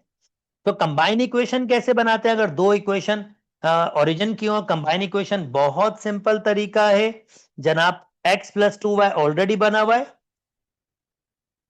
इसको मल्टीप्लाई करो, x को इधर ले आए या y को उधर ले जाएं, यानी x minus Y is equal to 0, दोनों को 0 करो और सेट कर दो, और इस वाले को अब इससे मल्टीप्लाई कर दो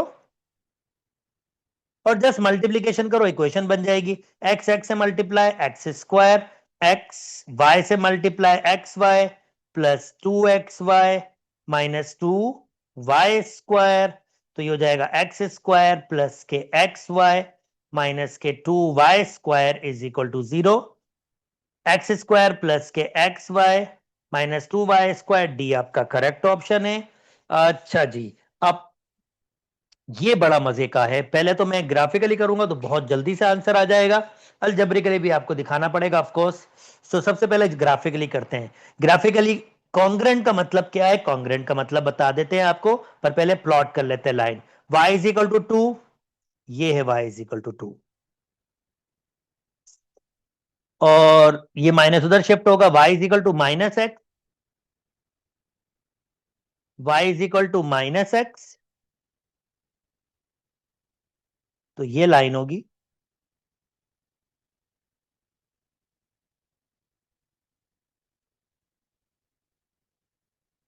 और ये इस साइड से नीचे भी जा सकती है ऑफ कोर्स।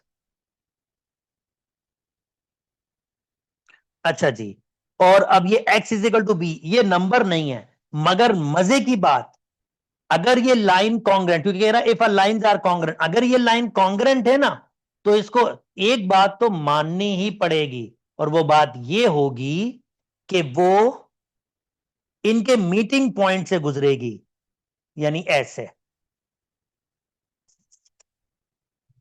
और ये कहां से गुजर रही है, एक्स इज इक्वल, ये -2 से, यानी बेसिकली इसकी इक्वेशन क्या है, ये जो b की वैल्यू होगी वो x इज इक्वल टू -2 होगा, और ये b की वैल्यू ही फाइंड करने की बात कर रहा है, और x + 2 बल्कि -2 यहां से मिल गया है, तो x इज इक्वल टू -2, यानी b की वैल्यू आपके पास -2 होगी, और a आपका करेक्ट ऑप्शन है। अब ये तो मैंने ग्राफिकल मेथड बताया जो बड़ा चुटकी पुटकी में फटाफट आपके पास हो गया। अब अल्जेब्रिकल मेथड, ऑफ कोर्स आपको फार्मूला यूज करना पड़ेगा कॉन्ग्रेंसी का, और कॉन्ग्रेंसी का फार्मूला आपके पास होता है a1 b1 c1 a2, मैं फार्मूला एक मिनट देख लूं, I think a1 a2 a3 है शायद, या यही वाला है, अभी एक मिनट में देख लेते हैं। फार्मूला बिल्कुल मौजूद है हमारे पास, फार्मूले बिल्कुल मौजूद है।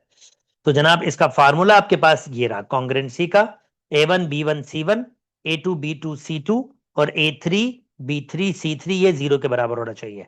ये कॉन्ग्रेंसी का फार्मूला लिखा हुआ नहीं है, पर फार्मूला तो यही है आपके पास। चले जी, अब इसको यूज कर लेता हूं मैं, और इसके जरिए भी बी की वैल्यू निकालने का आइडिया देता हूं, ऑफ कोर्स जो जरा लेंदी होगा। इस कंडीशन में ग्राफिकल मेथड जरा शॉर्ट है, पर मैं आपको दोनों दोनों तरीके सिर्फ इसलिए बता रहा हूं कि आपके पास अंडरस्टैंडिंग सुपर क्लास होनी चाहिए। ये मस्ट बी 0। अब ये a1 b1 क्या है, ये सबसे पहले मैं यहां करता हूं, तो यहां पर इसको मैं मॉडिफाई कर रहा हूं, 0x1 0x + 1y और -2 इज इक्वल टू 0, इसको भी इधर लेके आ रहा हूं, 1x1 - 0y - b is equal to 0, और जनाब इसको भी इधर लेके आ रहा हूं तो ये हो जाएगा one x plus 1y plus 0 = 0, यानी मैंने ए बी सी, ये मेरा A1 है, ये मेरा B1 है, ये मेरा C1 है। तो मैं वैल्यूज पुट कर लेता हूं, A1 B1 C1, A2 B2 C2, A3 B3 C3, और ये 0 के बराबर है। बस जस्ट इस डिटरमिनेंट को सॉल्व करूंगा, मेरा आंसर आ जाएगा। और तरीका, अगर मैं थोड़ा सा डिटरमिनेंट की प्रॉपर्टीज यूज कर लूं तो जरा जल्दी जल्दी से आंसर आ जाएगा। अगर मैं सेकंड को फर्स्ट से माइनस कर लूं, यानी इसको इससे माइनस कर लूं, इसको मैंने वैसे रखा, इसको मैंने वैसे रखा, इसको मैंने वैसे रखा, 1 0 माइनस बी, इसको इससे माइनस करूंगा 0 हो जाएगा, इसको इससे माइनस करूंगा कोई फर्क नहीं पड़ेगा, इसको इससे माइनस करूंगा तो प्लस का बी हो जाएगा। और अब मैं यहां से चलाऊंगा, पहला प्लस होता है, दूसरा माइनस, तीसरा प्लस, चौथा माइनस, यहां से चलाऊंगा तो ये माइनस होगा, -1, इसकी रो कट जाएगी, इसका कॉलम कट जाएगा, ये 4 नंबर्स आएंगे, 1 -2 1 बी, और बाकी सब क्योंकि मैंने यहां से चलाना स्टार्ट किया था 0 1 0, बाकी सब तो 0 ही हो जाएंगे, तो बस मेरे पास ये बचेगा, ये -1 भी वहां जाके खत्म हो जाएगा, ये भी 0 हो जाएगा, तो 1 बीजा बी, हमेशा माइनस, और 1 -2 जा ये +2 हो जाएगा, फिर =0, और यहां से भी देख सकते हैं आप b की वैल्यू -2 आ रहा है। और ऑफ कोर्स ये लेंथी मेथड है, ये शॉर्ट मेथड है, ये टेक्निकल मेथड है, अगर आप इस तरह से बनाएंगे तो ऑफ कोर्स जल्दी आंसर आ जाएगा। ओके, उम्मीद करता हूं दोस्तों आपको बात समझ आ गई होगी। कोऑर्डिनेट ज्योमेट्री से निकल चुके हैं, अब आते हैं नेक्स्ट दुनिया में। नेक्स्ट दुनिया है the graphical solution of a linear programming.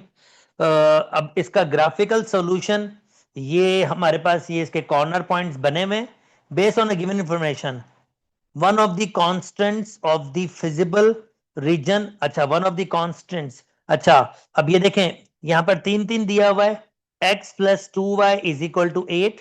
अच्छा, अगर x + 2y मैं इनइक्वालिटीज इसमें देखूं तो ये इस साइड पर आई है, तो ये लेस देन और इक्वल टू, क्योंकि डार्क है तो इक्वल टू भी होगा, लेस देन इक्वल टू 8 हो सकता है, यानी ये वाला रीजन हो सकता है। मतलब मैं जैसे आपको एक इसके रीजन्स की बता रहा हूं, ये इस साइड पर हो सकता है तो लेस देन इक्वल टू 0, क्योंकि ये ऐसे नीचे आपके पास आया है, ऐसे नीचे आया है, तो ये लेस देन इक्वल टू 0 हो सकता है। और आप इसको वेरीफाई भी कर सकते हो, क्योंकि इस रीजन में ये पॉइंट इसके पास होगा 1,1, तो देखें 1 + 2 1, ऑफ कोर्स ये 3 है जो लेस देन 8 है, एक कोई भी एक कंडीशन सेटिस्फाई करेगा, तो इसी की अगर इनइक्वालिटी बनेगी तो वो ये बनेगी। अच्छा जी, सेकंड वाला अब सेकंड इनइक्वालिटी मैं ये भी दिखा देता हूं आपको। ये कह रहा है 2x - y, अब ये कैसे होना चाहिए, क्योंकि ये इस साइड जा रहा है आपके पास, इस साइड, तो ये गालिबन ग्रेटर देन इक्वल टू 1 होना चाहिए। वेरीफाई करने के लिए, क्योंकि अगर ये इनइक्वालिटी है और ये मैं इस साइड कह रहा हूं, तो इसके पास ये वाला पॉइंट होना चाहिए। वेरीफाई कर लेते हैं, x की जगह 2 पुट करूंगा तो 8, y की जगह 2, तो आप देख सकते हैं 8 - 2 6 ग्रेटर देन इक्वल टू 1, यानी सेकंड वाले की ये होगी, और फर्स्ट वाले की मैंने मिटा दी, वो भी लिख देता हूं मैं आपके साथ, x + 2y less than equal to 8, first वाले की ये होनी चाहिए। और अब रह गया थर्ड वाला, यानी ये वाला, और ये ऊपर की साइड है आपके पास, तो x - 3y लाजमी तौर पर ग्रेटर देन इक्वल टू -2, क्योंकि ये ऊपर के साइड पे आपके पास जा रहा है, तब जाके मिलेगा आपके पास। वेरीफाई करने के लिए 2,3 पॉइंट प्लॉट कर लें, 2 3 की वैल्यू कितनी हो जाएगी, ये 3 3 -9, तो ये हो जाएगा -7। ऑफ कोर्स -7 ग्रेटर देन होता है -2 के, ग्रेटर देन नहीं होता, सॉरी, ये ग्रेटर देन तो नहीं होता, तो लेस देन होता है, इसका मतलब इनइक्वालिटी की साइन चेंज करना पड़ेगा। एक बार फिर देख लूं मैं, जो मैंने इसके लिए बनाया था, x - 3y ये वाला,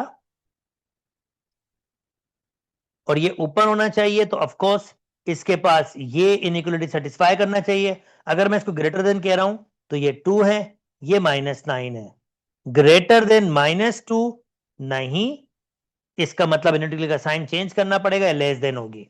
चलें, बना लिया। अब ये 3 इनइक्वालिटीज जो पॉसिबल हो सकती हैं वो मैंने आपको बना के दे दी। अब इसमें कौन से का आंसर करेक्ट है वो देख लेते हैं।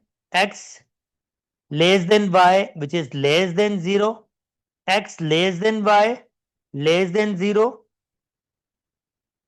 यानी ये कह रहा है कि x y से छोटा और y आपके पास 0 छोटा है, ये नहीं हो सकता क्योंकि x y वेरिएबल पॉजिटिव होते हैं हमेशा, तो ये बिल्कुल नहीं हो सकता। यानी इसका ऐसे होता है x greater than 0 y greater than 0, ये कंडीशन आपके पास होती है लाजमी तौर पर, ये से कहते हैं नॉन नेगेटिव कांस्टेंट। अच्छा, x माइनस 3y greater than equal to 2, ये मैंने अभी वेरीफाई किया, ये नहीं हो सकता। 2x minus Y 2x minus y, ये कौन सा है हमारे पास, 2x माइनस वाई, 2x 8 वाला किया था, 2x माइनस वाई मैंने कहा किया था,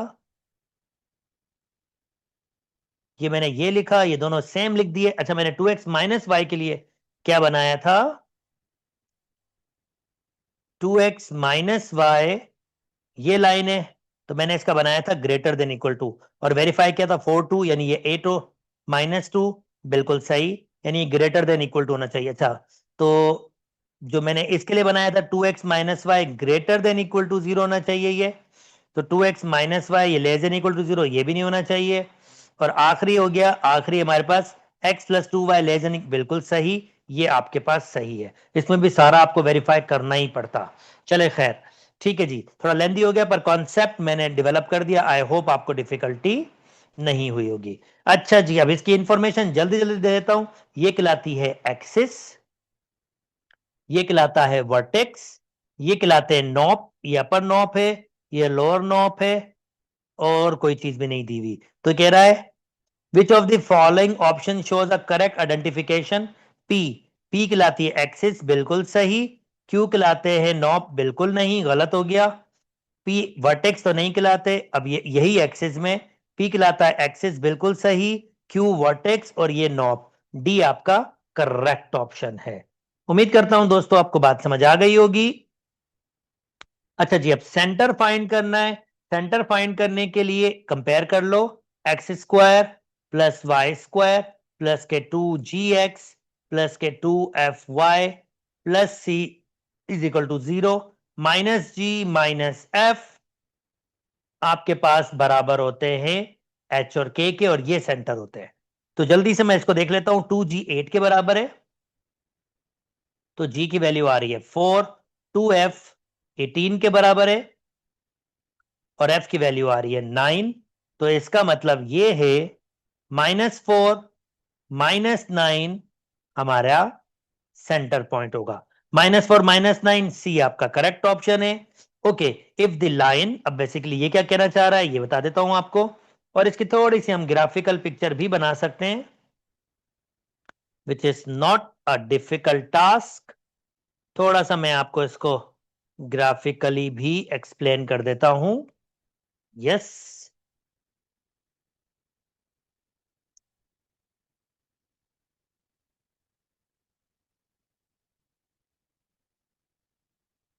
जनाब ये एक सर्किल है, थोड़ा सा एलिप्स की तरह हो गया है, पर ये है सर्किल। चले मैं कोशिश करता हूं इसको और अच्छा बना लूं।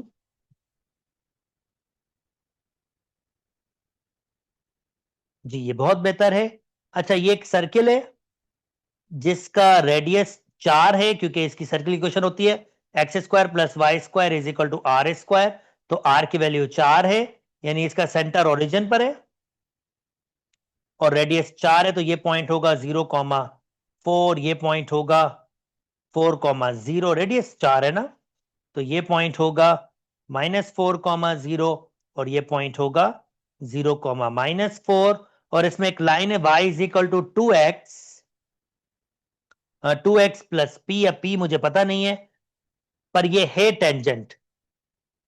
अब ये लाइन टेंजेंट है तो ये लाइन कुछ कहीं भी होगी, कहीं भी होगी, ये लाइन एक पॉइंट पे टकरा रही होगी, ये पॉइंट है वो, ये पॉइंट है। तो कह रहा है अगर ये कंडीशन, और ये कंडीशन होती है जब आपके पास एक लाइन सर्किल को टच करती है जिसका सेंटर ओरिजिन होता है, यानी इस फॉर्म की होती है, तो ये कंडीशन ऑफ टेंजेंसी है। A square 1 plus m square is equal to c square, ये ए आपका रेडियस होता है, ये सी वाई इंटरसेप्ट होता है ऑफ अ लाइन, और ये एम स्लॉप होता है। तो जनाब आपके पास स्लॉप दिया हुआ है 2, वाई इंटरसेप्ट दिया हुआ है P, और रेडियस दिया हुआ है 4। तो अब बस वैल्यूज पुट करें, आपको P की वैल्यू वहां से मिल जाएगी। ए स्क्वायर मतलब ए स्क्वायर अब 16 हो जाएगा, 4 का square 16, a square 1 plus m square, m की वैल्यू 2 है तो वो 4 हो जाएगी, और ये सी स्क्वायर यानी कि पी स्क्वायर। तो जनाब अगर मैं इसको सॉल्व करूंगा 16 5 पी स्क्वायर रेडिकल लगा देंगे प्लस माइनस आ जाएगा यहां पर भी। तो पी की वैल्यू आ जाएगी 16 का 4 और 5 रेडिकल के अंदर रहेगा, तो प्लस माइनस दिस वन, ये आपका आंसर है। उम्मीद करता हूं दोस्तों आपको बात समझ आ गई होगी और बिल्कुल भी डिफिकल्टी नहीं हुई होगी। चलें जी next. A cell phone transmission tower provide a service to its subscriber within the range radius of 10 kilometre. Okay, यानी ये उसका बेसिकली सेंटर होगा टावर का, और वो 10 किलोमीटर तक आपके पास वो रेंज दे रहा होगा। The following people are located at the giving position with respect to tower. Okay, Hamid is 9 kilometre, वो भाई 9 किलोमीटर आपके पास ईस्ट है, यानी हामिद की पोजीशन ये होगी 9 किलोमीटर ईस्ट बोल रहा है, ठीक है, कोई 9 किलोमीटर ईस्ट है। और फिर क्या कह रहा है, 5 किलोमीटर साउथ, या वो यानी वो यहां पर कहीं होगा। मैं इसकी लोकेशन बता दूं आपको, ये यहां पर कहीं होगा, यानी ये होगा 9,5। और मैं इसको यहां पर इसको एज अ ओरिजिन कह रहा हूं। अच्छा जी, वन एक पॉइंट मेरे पास ये है, दूसरा है सुहेल साहब 8 किलोमीटर वेस्ट है। ओके, सुहेल साहब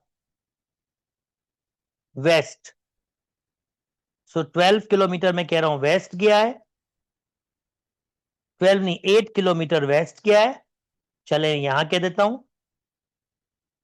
थोड़ा सा इधर, और 8 ही किलोमीटर फिर कहां गया है, साउथ गया है। तो ये वाला भाई साहब कहीं यहां पर मौजूद होगा, यहां पर। और अगर मैं एक्सिस के हिसाब से देखूं तो एक्सिस के हिसाब से ये आपके पास होगा -8, -8। ये थर्ड क्वाड्रेंट के हिसाब से चला जाएगा, क्योंकि मैं इसको इस रेफरेंस से ओरिजिन समझ रहा हूं, इस रेफरेंस से, ठीक है। अच्छा जी, थर्ड वाला, अलीजा इज 8 किलोमीटर ईस्ट, ठीक है, एंड 8 किलोमीटर नॉर्थ। तो ये थोड़ा सा कम होगा,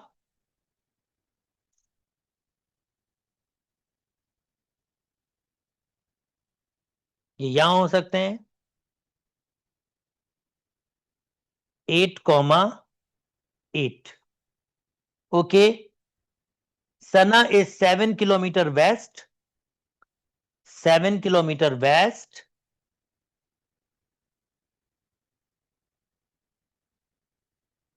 और जनाब 6 किलोमीटर नॉर्थ।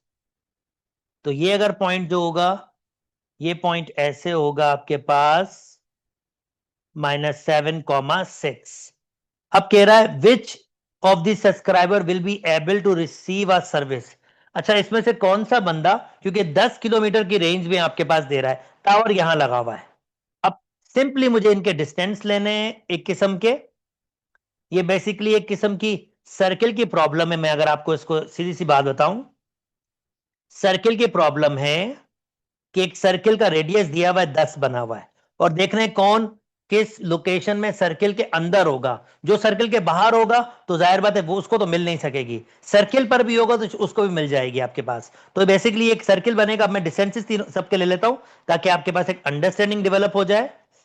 ये मैं पहला, अब मैं ये डिस्टेंसेस ले रहा हूं, मुझे डिस्टेंस लेना है इन सब का। अनफॉर्चुनेटली मुझे नाम लिख लेने चाहिए थे, हामिद 9 ईस्ट और 5 9 5, ये हामिद साहब हैं। ये सुहेल साहब हैं, ये अलीजा हैं, और ये है सना। तो अब मुझे इनके डिस्टेंसेस लेने हैं, इन सब के डिस्टेंसेस लेने हैं, और मुझे सिर्फ ये देखना है किस भाई का डिस्टेंस 10 किलोमीटर से कम हो, और डिस्टेंस फार्मूला यूज करना है बेसिक सा। तो मैं पहले, अगर मैं इसको ओ कह दूं, तो मैं हामिद साहब का डिस्टेंस ले रहा हूं। तो फार्मूला आपके पास होगा x2 माइनस x1 यानी 9 minus 0 whole square plus 5 minus 0 whole square. तो ये आंसर आ रहा है 81 प्लस 25। तो 81 प्लस 25 अगर मैं इसको सॉल्व करूं,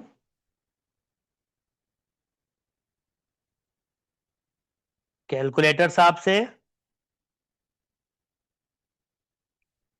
तो जनाब 81 प्लस 25 106 होता है, और 106 100 से बड़ा है।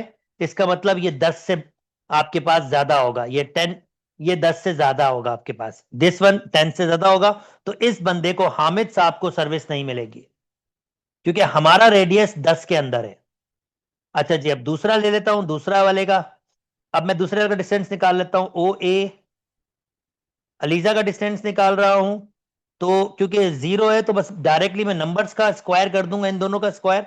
जैसे देखें ना, ये जीरो जीरो है तो कोई फर्क पड़ेगा नहीं। 9 का स्क्वायर 5 का स्क्वायर, तो यहां पर भी 8 का स्क्वायर 64, 8 का स्क्वायर 64। तो ये आपके पास हो जाएगा 64 प्लस 64, आंसर आपके पास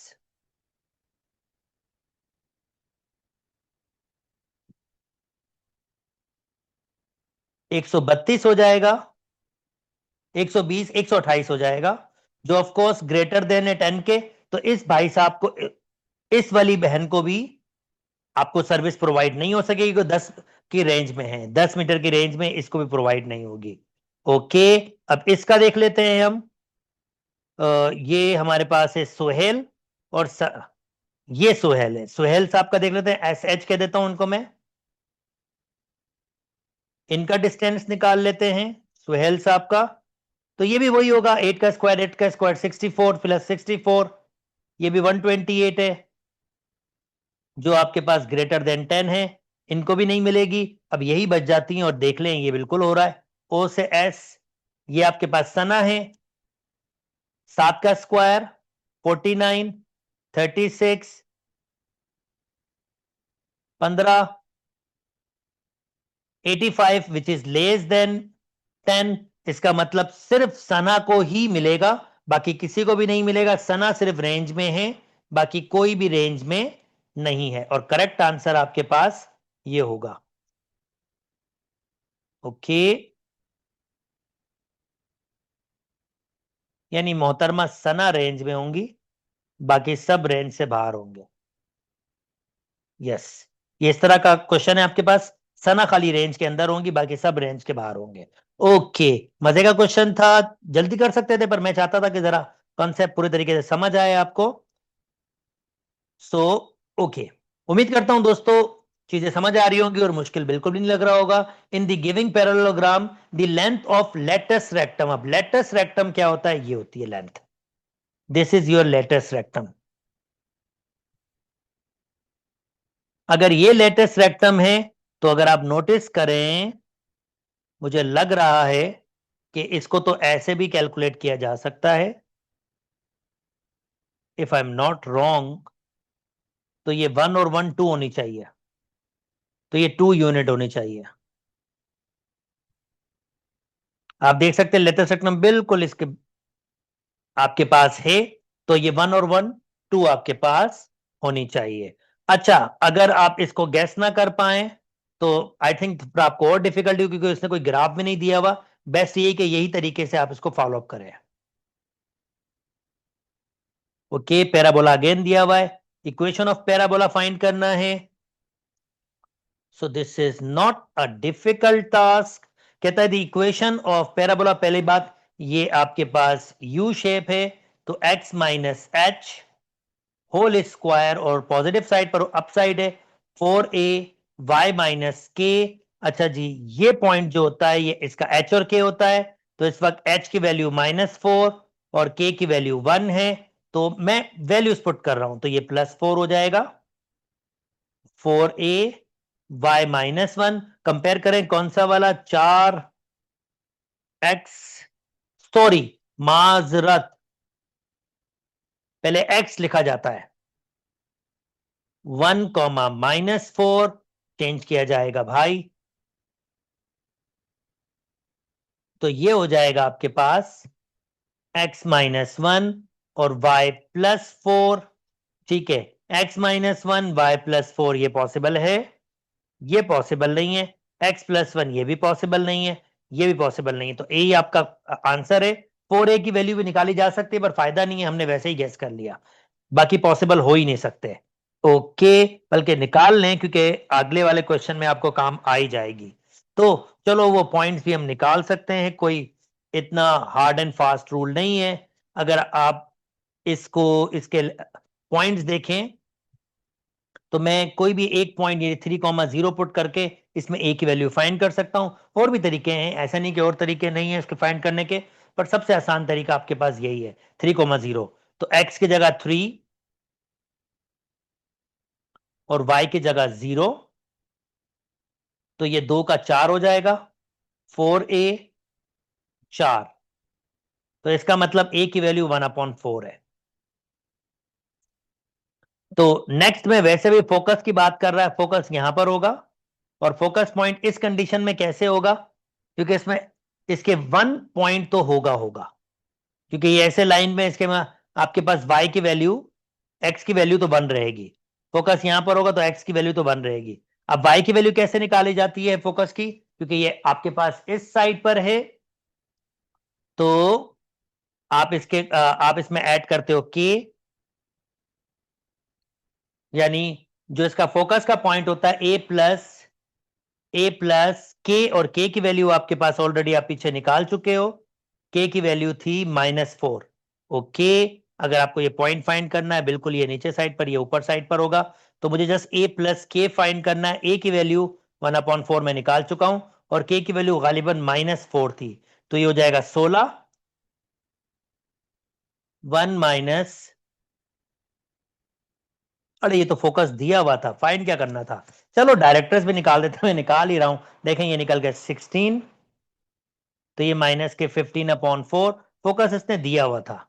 खैर, अब इसने क्या कह रहा है, डायरेक्टर्स निकालना है, डायरेक्टर्स भी मुश्किल नहीं है, इजी पीजी का काम है। अगर आपको ए मिला हुआ है तो डायरेक्टर्स कहीं इस साइड पर नीचे होगा, और सबसे मजे की बात यह है, अगर आपको डायरेक्टर्स फाइंड करना है इसकी इक्वेशन, तो ये जो इसका एक पॉइंट होगा इसमें 1 तो होगा ही होगा, क्योंकि ये इसकी एक्सिस होती है, ये इसकी एक्सिस होती है, तो ये 1 होगा ही होगा। अब जो इसका पॉइंट होगा इसमें a माइनस के, आपके पास सॉरी के माइनस ए होगा पॉइंट, दिस वन, और इसकी इक्वेशन फाइंड करनी है, क्योंकि इसने डायरेक्ट्रेस की इक्वेशन दी थी, वो तो डायरेक्ट निकल जाती है।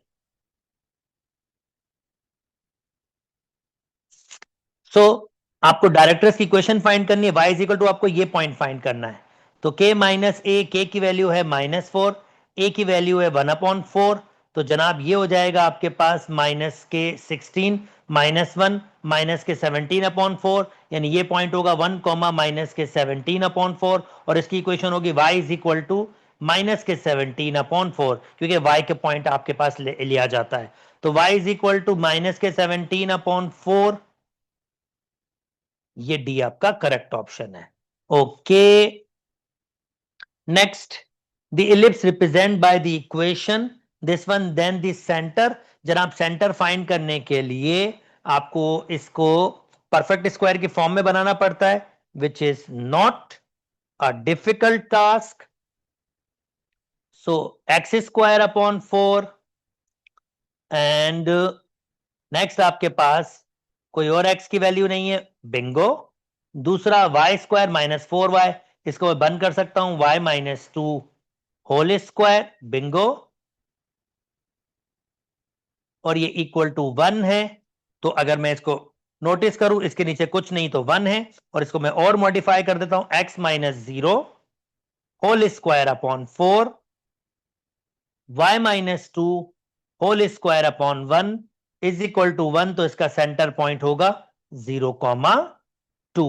0,2 इसका सेंटर पॉइंट होगा, और ये आपका इसका आंसर आ जाएगा।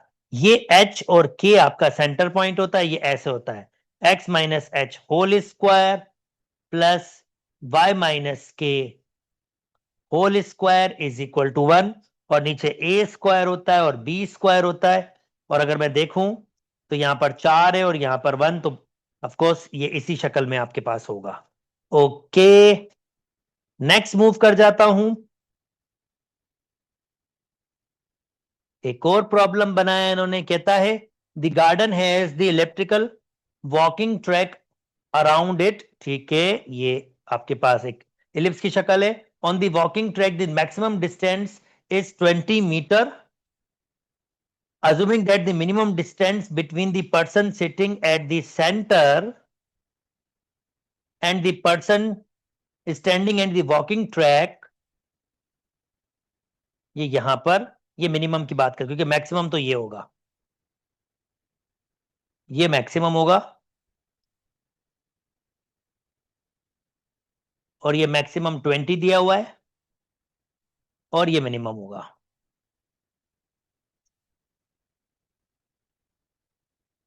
ये 6 दिया हुआ है और ये 20 दिया हुआ, अगर ये सेंटर है तो ये 10 होगा और ये 10 होगा आपके पास। ठीक है, तो क्या कह रहा है, हमें ये मिल गया, हमें ए की वैल्यू मिल गई, हमें बी की वैल्यू मिल गई है। यहां पर the equation represented the elliptical path. Okay, अगर मुझे इक्वेशन फाइंड करनी है तो मुझे मैक्सिमम दिया हुआ था 10, यानी एक्स स्क्वायर अपॉन, अब मैं इसको अज्यूम कर रहा हूं कि सेंटर ओरिजिन पर है, x square upon 10 square plus y square upon 6 square is equal to 1, और ये इक्वेशन होगी x square upon 100 plus y square upon 36 is equal to 136।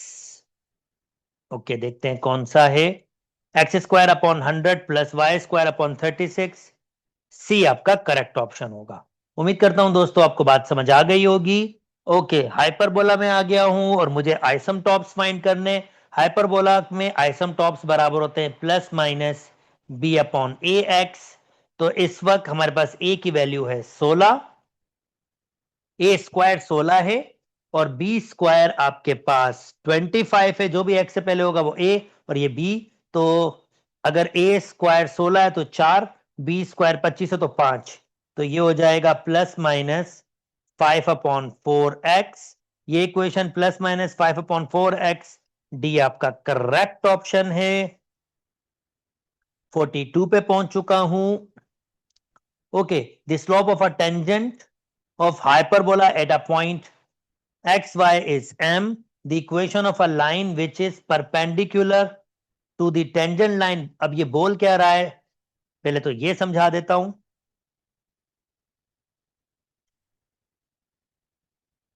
एक हाइपरबोला बना हुआ है किसी किस्म का भी, क्योंकि इसने जनरल बात की है।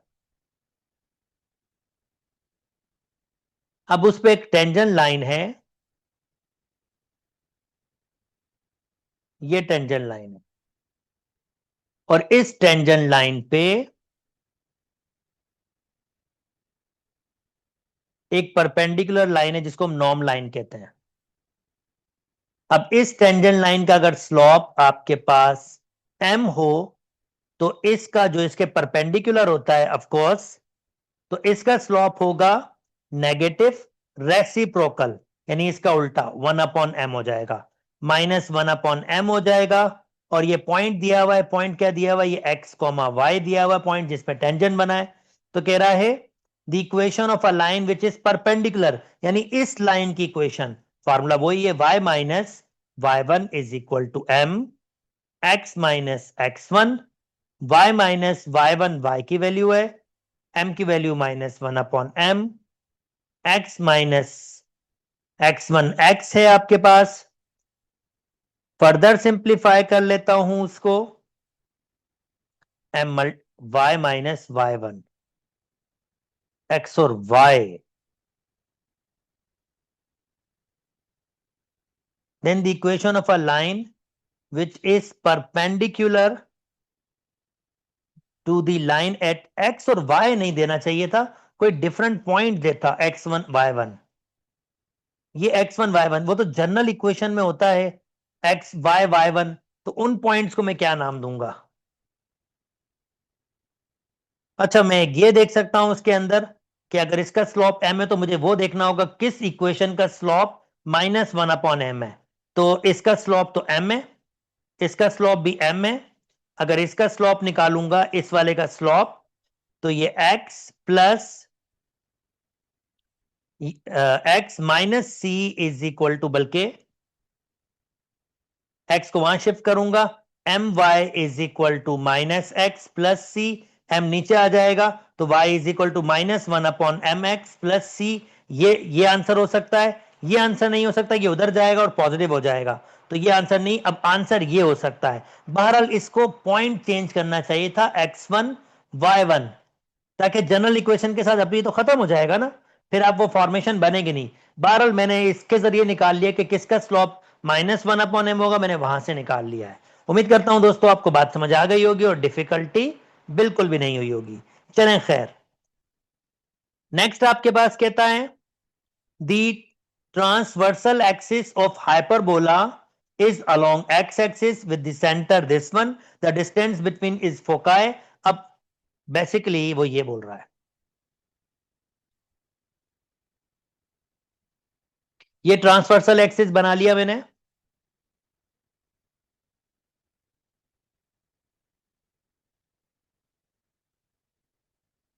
ये वाला हाइपरबोला है हमारे पास,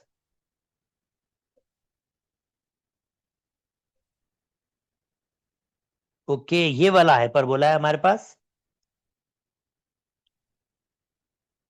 जिसमें से क्या कह रहा है, ये फोकाय होता है, दिस इज अवर फोकाय। जो इसने कहा है द डिस्टेंस बिटवीन फोकाय, ओके, ये दो फोकाय हैं, उनके दरमियान डिस्टेंस दे रहा है, और वो कितना दे रहा है, ये वो दे रहा है 2 radical 41। If the length of transversal axis, जिसको हम कहते हैं ये ट्रांसवर्सल एक्सिस होती है, इसकी लेंथ दे रहा है, यानी 2a आपके पास 10 के बराबर दे रहा है, और ये जो फोकाई के दरमियान डिस्टेंस होता है वो 2c होता है, वो आपको दे रहा है 2 रेडिकल 41 के बराबर। तो कह रहा है then the equation of hyperbola बना लेते हैं, this is not a difficult task. a बराबर होगा 5 के, ये भी कैंसिल, c बराबर होगा रेडिकल 45 के।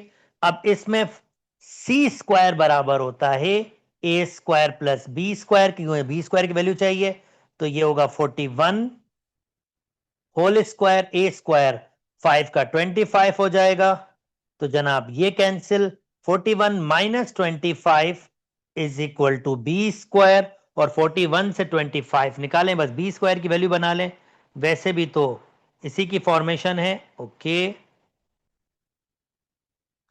41 माइनस 25, तो ये आ जाएगा आपके पास 15, 41 माइनस 25 16 आ जाएगा, बी स्क्वायर, और इसकी इक्वेशन होगी x square upon a square minus y square upon b square is equal to 1। Major axis transversal axis x axis है, तो एक्स स्क्वायर ए स्क्वायर की वैल्यू, ए की वैल्यू हमारे पास कितनी बनी है 5, तो ये 25 हो जाएगा। वाई स्क्वायर बी स्क्वायर की वैल्यू 16 है, तो जनाब इसमें कौन सा होगा 25 और 16, सी आपका करेक्ट ऑप्शन है। उम्मीद करता हूं दोस्तों आपको बात समझ आ गई होगी और बिल्कुल भी डिफिकल्टी नहीं हुई होगी। Okay, now last, consider the point 2 3 on a Cartesian plane. जल्दी से कार्टेशियन प्लेन में 2 3 बना लेते हैं, एक कार्टेशियन प्लेन ऊपर से ले आते हैं। बहुत ही मजे का पेपर था, पर बहुत ही शानदार गलतियां भी की हुई है इन्होंने पेपर में, जिसकी वजह से मुझे बार बार देखना पड़ा। ओके,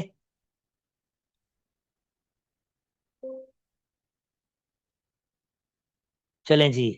मुझे एक ग्रिड चाहिए होगा, तो मैं एक ग्रिड ये नीचे पेस्ट कर देता हूं।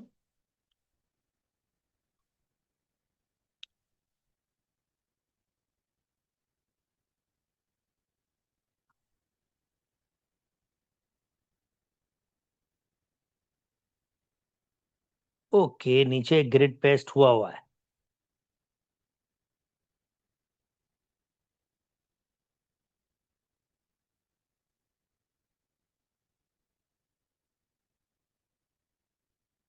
ओके, सो कह रहा है, अब क्वेश्चन देख लेते हैं। ऑन अ पॉइंट 2,3, ये 2 है और ये है 3। तो कह रहा है Cartesian plane, if the axis is translate 5 unit towards positive x axis and 2 unit positive y axis, the point with respect to new axis. भाई एक्सिस अब मुझे बना रहा हूं, ये देखें मैं एक्सिस बना रहा हूं और ये पॉइंट मैंने प्लॉट कर लिया है। तो 5 आगे और 2 ऊपर, तो ये मेरी एक्सिस बनेगी। 5 आगे, 2 ऊपर। 5 आगे ये रहा और 2 ऊपर, तो ये यहां बनेगा। ये मेरी एक्सिस बन गई। अब समझ लो, अगर ये मेरी न्यू एक्सिस बन गई, इसको ऐसे समझ लो कि ये 0,0 है, बस इसको ऐसे समझ लो। तो ये कितना पॉइंट है, सिर्फ काउंट कर लो, 1 2 3 और 1। यानी ये 3 लेफ्ट पे गया है और 1 ऊपर गया है। 3 लेफ्ट पे 1 ऊपर, तो ये सी पॉइंट होगा। जस्ट इसको, और क्योंकि नया एक्सिस बन गया, नया आपके पास बन गया है ओरिजिन, तो खाली उसके हिसाब से इसको देखना है। तो ये पॉइंट 3 लेफ्ट और 1 ऊपर आपके पास, तो सी आपका करेक्ट ऑप्शन होगा। तो ये यकीन बिल्कुल फार्मूलाज हैं, डिफरेंट डिस्कशन है, पर जितनी अच्छी अंडरस्टैंडिंग होती है उतना जल्दी से आंसर निकल जाता है। ओके, नेक्स्ट मूव कर जाते हैं, वेक्टर्स में आ जाते हैं। कहता है if this one is unit vector, then unit vector होगा तो उसका मैग्नीट्यूड 1 होगा। तो आई के साथ 1 है तो 1 का स्क्वायर, प्लस जे के साथ ए है तो ए का स्क्वायर, इसका मैग्नीट्यूड 1 होगा। 1 plus a square radical 1, squaring both side, 1 plus a square is equal to 1, और a square is equal to 0, और ए की वैल्यू 0 हो जाएगी। तो जनाब ए की वैल्यू 0 है, और ऑफकोर्स 0 होगी, तो यूनिट वेक्टर का तो ऐसे भी मैग्नीट्यूड 1 होता है। ठीक है, चलें, उसको डायरेक्ट भी किया जा सकता था, पर मैंने प्रोसेस करके दिखाया आपको। ओके, नेक्स्ट आपके पास कहता है अगर दो वेक्टर ऑर्थोगोनल होते हैं तो जनाब इनका ए डॉट बी 0 के बराबर होता है, डॉट प्रोडक्ट 0 के बराबर होता है। तो इनका डॉट प्रोडक्ट करते हैं, और डॉट प्रोडक्ट का फार्मूला क्या होगा, आई के साथ और इसका आई, आई तो है नहीं, तो मैं इसको 0i प्लस 1j, मैं इनको जरा रीअरेंज करके लिख लेता हूं ताकि आपको आसानी हो।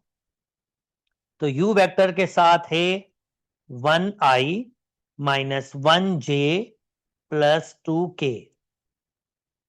v वेक्टर आपके पास है 0i plus 1j minus bk। और डॉट प्रोडक्ट कैसे होता है, i के कंपोनेंट को i के साथ मल्टीप्लाई करो, प्लस j के कंपोनेंट को j के साथ मल्टीप्लाई करो, प्लस k के कंपोनेंट को, कोफिशिएंट को k के साथ, और इसको 0 के बराबर कर दो। तो ये तो 0 हो गया, ये हो जाएगा -1 minus 2b is equal to 0, -1 is equal to 2b, -1/2 is equal to b, और a आपका करेक्ट ऑप्शन होगा। उम्मीद करता हूं दोस्तों आपको बात समझ आ गई होगी, और बिल्कुल बिल्कुल बिल्कुल भी डिफिकल्टी नहीं हुई होगी। ओके, नेक्स्ट, बस थोड़े से ही रह गए हैं। डॉट प्रोडक्ट नीचे वापस दिया, वाओ। अच्छा जी, कहता है अगर ये वेक्टर इसके पैरेलल है तो मैं ए वेक्टर को किसी के टाइम्स बी वेक्टर के बराबर कर सकता हूं फॉर्मेशन में। तो चलो इसको इस तरीके से कर लेते हैं सॉल्व।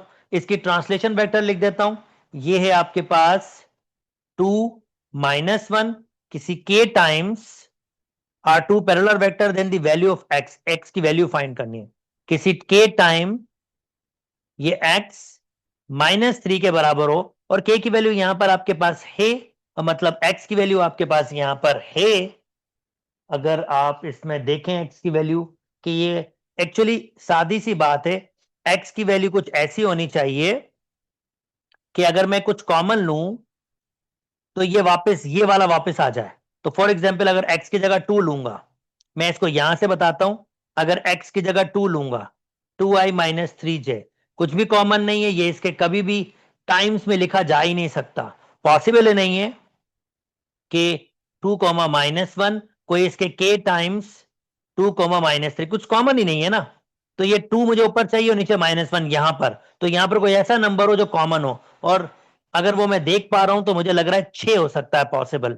यानी ये देखें 2 -1 किसी k टाइम्स ये कॉमन, और ये आपके पास अगर 6 होगा तो ये होगा 6 -3, और अगर अब मैं ये कॉमन लूंगा 2 -1, जैसे अगर मैं 3 कॉमन लूंगा तो वो बेसिकली k की वैल्यू हो जाएगी, 3 कॉमन लूंगा तो ये होगा 2 -1, और देखें ये इसके मल्टीपल्स पे आ गया, यानी किसी एक नंबर टाइम्स मल्टीपल के बराबर लिखा जा सकता है सादा अल्फाज में। तो इसमें 6 इसका करेक्ट ऑप्शन होगा, इसके अलावा कोई पॉसिबल नहीं है, वो आपके पास इस फॉर्म में लिखा जा नहीं सकता। तो डी आपका करेक्ट ऑप्शन होगा। अच्छा जी, स्केलर ट्रिपल का फार्मूला पीछे दिया हुआ है, वो फार्मूला लेके आ जाता हूं। स्केलर ट्रिपल वेक्टर्स में ये रहा, scalar triple A1 B1 C1 A2 B2 C2 और A3 B3 C3, ये डिटर्मिनेंट को सॉल्व करना है। चलें ठीक है, this is not a difficult task.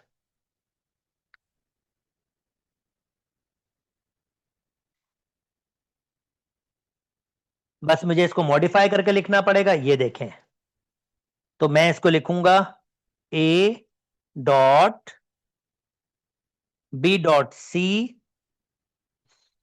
तो ये I A1 B1 C1 इसके साथ कोएफिशिएंट 1, इसके साथ 2, और J K नहीं है 0, इसके साथ 1 -1 K नहीं है 0, इसके साथ 1 J नहीं है 0 K 1, और खाली मुझे इसको सॉल्व करना है और मेरा आंसर आ जाएगा। तो जनाब मैं यहां से चला लेता हूं, plus minus plus minus plus minus plus minus plus, तो 1, ये रो काटी ये कॉलम, तो ये 1 आएगा, तो रिमेनिंग में 1 2 1 -1, तो ये हो जाएगा -1 -2, और फाइनल आंसर हो जाएगा -3, और ये मेरा आंसर है 49। अच्छा जी, अब ये कह रहा है प्रोजेक्शन, प्रोजेक्शन आपके पास किस तरह के होती है? प्रोजेक्शन ये होता है, अगर ए से बी पे है तो a dot b divided by b का मैग्नीट्यूड होता है, ये होता है projection of a on b, कुछ ऐसे लिखते हैं इसको, projection of a on b, तो मुझे ए डॉट बी का डॉट प्रोडक्ट बनाना पड़ेगा, तो यहां 2 है और यहां 1, 2 1 जा 2, प्लस -1 तो ये +1 हो जाएगा, और बी का मैग्नीट्यूड 1 का स्क्वायर, और -1 का स्क्वायर भी 1 ही होगा, क्योंकि यहां 1 है और यहां -1 है, तो 3/2, 3/2 ए आपका आंसर होगा। और लास्ट क्वेश्चन भी डॉट प्रोडक्ट का ही दिया है, डॉट प्रोडक्ट अभी 2 3 4 दफा कर लिया डॉट प्रोडक्ट। बहरहाल रेडिकल 3 से मल्टीप्लाई होगा 3 आ जाएगा आंसर, माइनस रेडिकल 3 से मल्टीप्लाई होगा -3 आ जाएगा आंसर, और ये हमारे पास इन दो वेक्टर की डॉट प्रोडक्ट होगी, और दोनों को ऐड करेंगे तो आंसर क्या आ जाएगा? 0, यानी ए आपका करेक्ट ऑप्शन होगा। उम्मीद करता हूं दोस्तों मेरी बात समझ आ रही है, अगर मेरी बात समझ आ रही है तो मेरे चैनल को लाइक कीजिए, सब्सक्राइब कीजिए, और दोस्तों के साथ शेयर भी कीजिए। अपना बहुत बहुत बहुत ख्याल रखिएगा। अल्लाह हाफ़िज़।